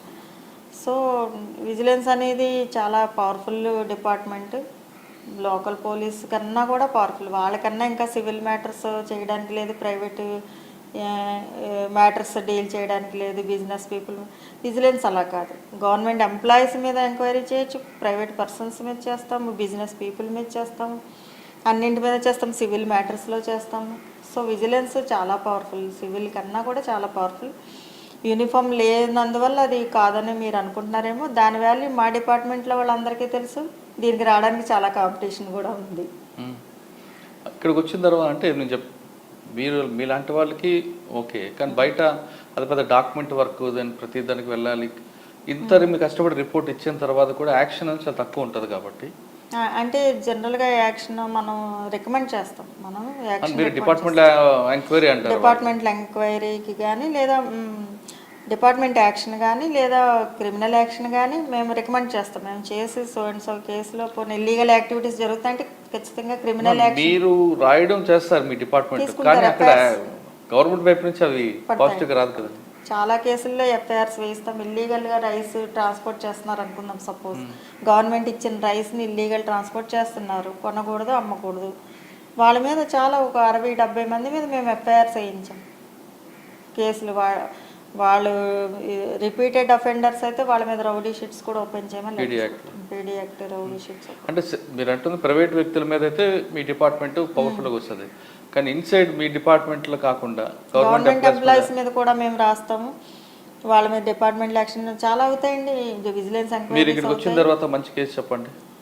నేను వచ్చిన తర్వాత కోవిడ్ టైం వచ్చిందండి. నేను వచ్చిన తర్వాత ఇమీడియట్గా కోవిడ్ ఉంది.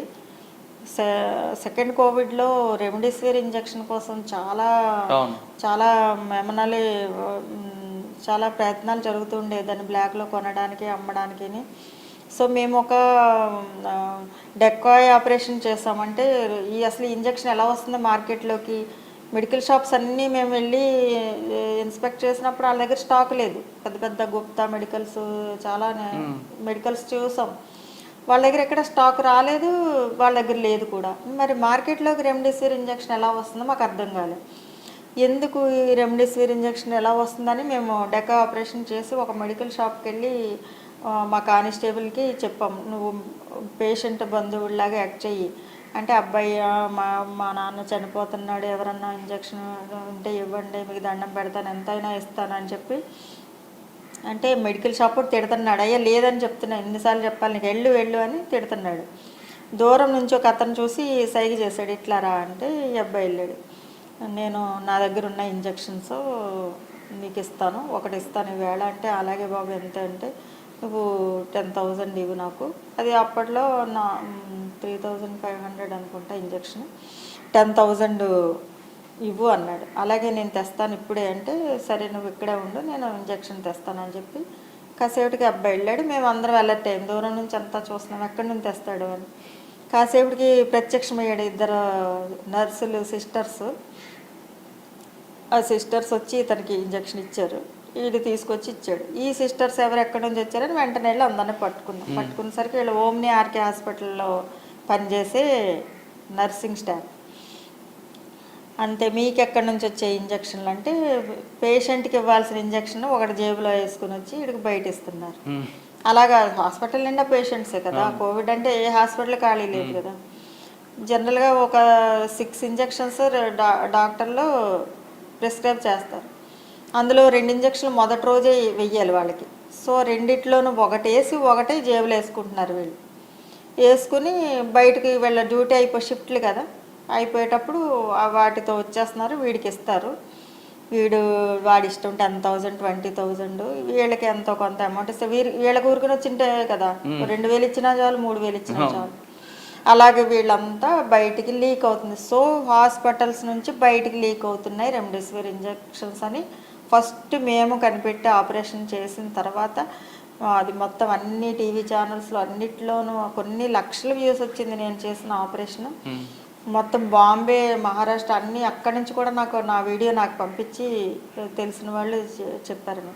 అప్పటి నుంచి ప్రతి పేషెంట్ కూడా నాకు రెమ్డెసివిర్ ఇస్తున్నావా లేదా అని అడిగి డాక్టర్ని ఏది చూపించి ఇంజక్షన్ అని అడిగి అంత అవేర్నెస్ వచ్చింది ప్రతి ఒక్కరికి. గవర్నమెంట్ కూడా ఇమ్మీడియట్గా యాక్షన్ తీసుకుని వెంటనే హాస్పిటల్స్ మీద నిఘా పెట్టి వాళ్ళ కంట్రోల్ పెట్టింది. వీళ్ళకి ఎన్ని కావాలంటే ఇండెంట్ పెట్టి ఇంజక్షన్లు తెప్పించేసుకునేవారు. ఇప్పుడు అలా కుదరదు. మీ దగ్గర పేషెంట్స్ ఎంతమంది ఉన్నారు, మీకు ఎన్ని ఇంజక్షన్లు ఇవ్వాలి అని ఒక స్ట్రిక్ట్ సిస్టమ్ ఒకటి ఇంప్లిమెంట్ చేశారు అప్పుడు గవర్నమెంట్, మన స్టేట్ గవర్నమెంట్, అలాగే తర్వాత తెలంగాణ వాళ్ళు కూడా. మేడం, మీరు చెప్పిన హాస్పిటల్ యాజమాన్యం చాలా స్ట్రాంగ్ పర్సన్. ఇక్కడే కాదు, తెలంగాణలో కూడా ఉన్నాయి వాళ్ళ హాస్పిటల్స్. మీరు కొట్టిన దెబ్బకి ఆయన కోలుకోవడానికి పట్టిందా, లేదు ఆయనే రాజకీయంగా మీకు ఏమైనా ఇబ్బంది పెట్టాలని చూశాడు? నా మీద అయితే ఏ విధమైన ఒత్తిళ్ళు ఏమీ రాలేదండి. యాక్చువల్లీ వీళ్ళు చేసిన పని వాళ్ళకు కూడా తెలిసి ఉండకపోవచ్చు. ఎందుకంటే వీళ్ళు 2,000కి ఇంజక్షన్, అంత ఖరీదైన ఇంజక్షన్ బయట నర్సు 2,000కి అమ్ముకోవడానికి ఏ హాస్పిటల్ ఒప్పుకుంటారు? సో మాకైతే కొన్ని హాస్పిటల్స్ ఇదే బిజినెస్ చేశాయి. కొన్ని చిన్న చిన్న హాస్పిటల్స్ ఎలా చేశారు, పేషెంట్కి ఇంజక్షన్ ఇస్తున్నామని చెప్పి దాన్ని బ్లాక్లో వాళ్ళ స్టాఫ్తోనే అమ్మించారు. ఇటు పేషెంట్కి ఇవ్వలేదు, తర్వాత ఆ ఇంజక్షన్ కూడా అమ్ముకోవడం జరిగింది.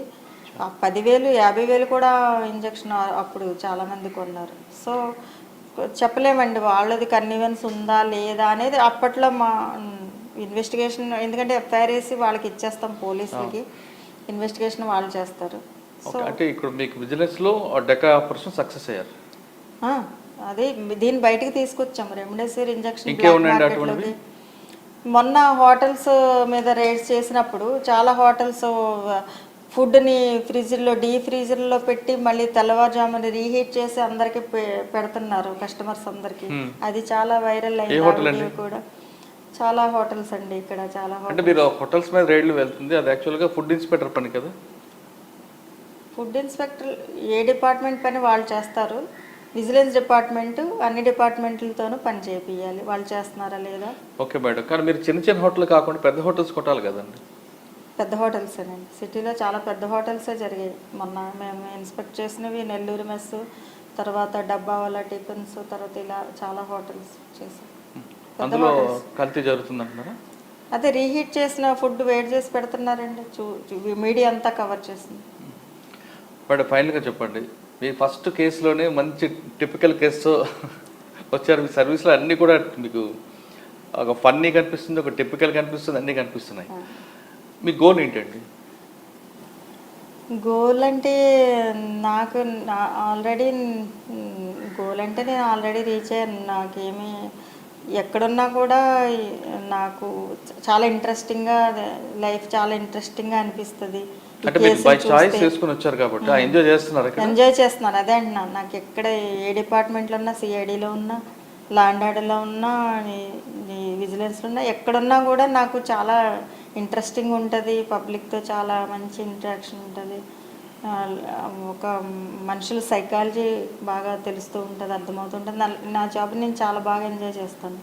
సాధారణంగా పోలీస్ డిపార్ట్మెంట్లోకి అమ్మాయిలు వస్తే రకరకాల వేధింపులు ఉంటాయని, లేడీస్ ఇష్యూస్ అప్పుడు కొన్ని ఇష్యూస్ ఉంటాయని, లేదా పోలీస్ డిపార్ట్మెంట్ ఉన్న వాళ్ళు కూడా సెక్సువల్ దీంట్లో వేధిస్తుంటారని ఒక అపోహ ఉంది, అది వాస్తవం అంటారా? ఇలాంటివి అన్ని చోట్ల ఉంటాయండి, అన్ని డిపార్ట్మెంట్లో ఉంటాయి. అన్ని ప్రతిదీ ఇలాంటివి హెరాస్మెంట్ అనేది ప్రతి చోట ఉంటుంది, మన ఇంట్లో కూడా ఉంటుంది. ఈ డిస్క్రిమినేషన్ అనేది, ఆడ మగ డిస్క్రిమినేషన్ అనేది మన ఇంట్లో ఉంది, సొసైటీలో ఉంది, డిపార్ట్మెంట్లో ఉంది, అన్ని చోట్ల ఉంది. అలాగే అంటే వేరే డిపార్ట్మెంట్ జరిగితే పోలీస్ డిపార్ట్మెంట్ చెప్పుకుంటారు కదా, మీ డిపార్ట్మెంట్లో జరిగితే మరి మీరు మన డిపార్ట్మెంట్లో కూడా జరుగుతూ ఉంటాయి. మన డిపార్ట్మెంట్లో కూడా గ్రీవెన్స్ అడ్రసింగ్ సెల్ ఉంటుంది, ఆఫీసర్స్ ఉంటారు, వాళ్ళకి చెప్పుకోవచ్చు. అది కాకుండా నైట్ డ్యూటీస్ మిగతా ఇష్యూస్ అప్పుడు దాన్ని ఎలా షార్ట్ అవుట్ చేస్తుంటారండి? నైట్ డ్యూటీస్ మొదట్లో అది కొంచెం కష్టంగా అనిపించేది, కానీ ఈ రోజుల్లో సాఫ్ట్వేర్ ఇవన్నీ వచ్చిన తర్వాత లేడీస్ బయటికి వెళ్ళి నైట్ డ్యూటీస్ చేయడం పెద్ద వింత అయితే ఏమీ లేదు. అందరూ చాలా నార్మల్గా తీసుకుంటున్నారు. సాధారణంగా మగవాళ్ళకి ఉద్యోగం చేస్తే పోలీస్ డిపార్ట్మెంట్ 24/7 365 రోజులు పనిచేసి ఏదో ఒకటి మేనేజ్ చేయగలరు. కానీ మీరు 2 పాత్రలు పోషించాలి, ఒకటి ఇల్లు, ఒకటి ఉద్యోగం. ఇటు అమ్మగా పోషించాలి, ఇక్కడ కూడా డిపార్ట్మెంట్ హెడ్గా చూడాలి. ఈ రెండింటిని బ్యాలెన్స్ ఎలా చేసుకుంటారు? బ్యాలెన్స్ అంటే మనకి నేను చేసిన ఇప్పుడు విజిలెన్స్ డిపార్ట్మెంట్ కాబట్టి అంటే పైకి వెళ్ళే కొంత టైం ఉండొచ్చు, కానీ టైం దొరుకుతుంది. లా అండ్ ఆర్డర్లో కొంచెం టైం తక్కువే, ఫ్యామిలీకి టైం కొంచెం తక్కువే అయినప్పటికీ కూడా ఎప్పుడూ ఒకేలా ఉండదు మన లైఫ్. రోజు అదే అంటే ఒక వారంలో ఒక 2-3 రోజులు చాలా కష్టంగా ఉంటుంది, స్ట్రెస్ఫుల్గా ఉంటుంది. ఒక 2-3 రోజులు రిలాక్సింగ్గా కూడా ఉంటుంది. సో ఎప్పుడు ఒకేలా అంటే ఎంత ఉన్నా పిల్లలకి పుట్టినరోజు అప్పుడు లేదు పేరెంట్ టీచర్స్ మీటింగ్ అప్పుడు పండగ అప్పుడు అమ్మ ఉండాలి అనేది ఉంటుంది. ఇంటికి వచ్చిన భర్త కూడా భార్య చేత తినాలని ఆయన అనుకుంటారు, అత్తగారు కూడా కోడలతో పనిచేయడం అనుకుంటారు. ఇది ప్రధానంగా ఉంటుంది. కానీ పక్కనే మీకు ఉద్యోగం, ఇది కూడా దీనికి ఇంపార్టెంట్ కనిపిస్తుంది. ఈ రెండు బ్యాలెన్స్ చేయడం అనేది ఎప్పుడైనా మీకు ఇబ్బంది అనిపించిందా? అప్పుడప్పుడు వాళ్ళ కోరికలు కూడా తీర్చుతూ ఉంటాము, అన్నిసార్లు కాకపోయినా. చెప్పాను కదా, మూవీకి వెళ్దామని రెడీ అవుతుంటే ఇలా కాల్ వచ్చింది.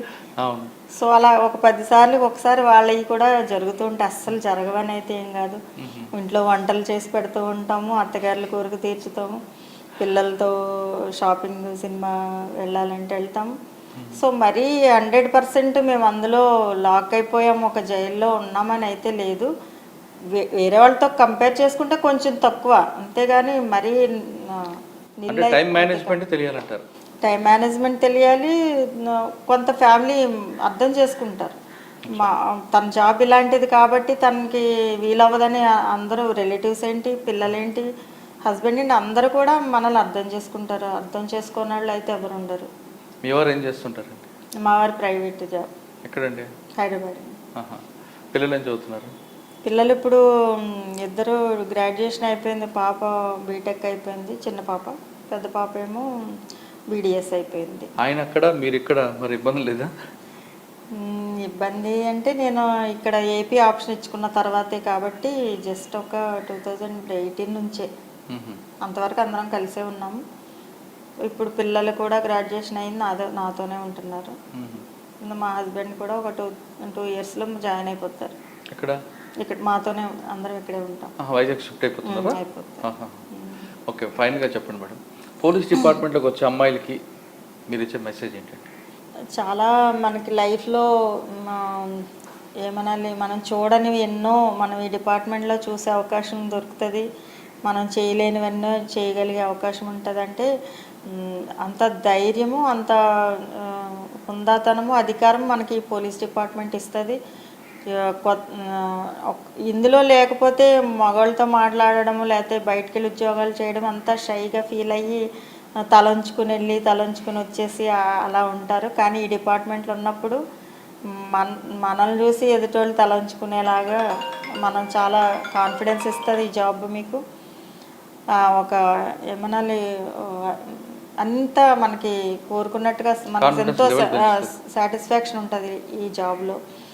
అంటే మీరు చెప్పినట్టుగా టైము ఫ్యామిలీకి ఫుల్గా కేటాయించలేము అనుకుంటాం, కానీ అది కూడా ఉంది మనకి. అంతా లా అండ్ ఆర్డర్లోనే ఉండము కదా, మన లైఫ్ అంతా రకరకాల డిపార్ట్మెంట్, సిఐడిలో ఉంటాము, ఏసీబీలో ఉంటాము, ఇలా విజిలెన్స్లో ఉంటాము. సో చాలా డిపార్ట్మెంట్స్ మారుతూ ఉంటాం. మిగతావన్నీ కూడా మామూలు ఆఫీస్ టైమింగ్స్ లాగే మార్నింగ్ 10 to 5 అలాగే ఉంటాయి. కాబట్టి లైఫ్ అంతా మనం 24 గంటలు యూనిఫామ్ వేసుకుని ఇలాగే చేస్తామని ఏమీ భయపడాల్సిన అవసరం లేదు. అంతగా కావాలి, మాకు ఫ్రీ టైం కావాలి, ఫ్యామిలీతో గడపాలి అనుకుంటే మనం వేరే లూప్ లైన్ సెలెక్ట్ చేసుకుని అటు వెళ్ళిపోవచ్చు. ఒక సిఐడి సెలెక్ట్ చేసుకుని మీరు వెళ్ళిపోవచ్చు, లేదా ఇంకొకటి ఏసీబీ, లేదా ఏదైనా చాలా ఉన్నాయి, ఒక 15-20 డిపార్ట్మెంట్స్ ఉన్నాయి, ఇందులో వెళ్ళిపోవచ్చు.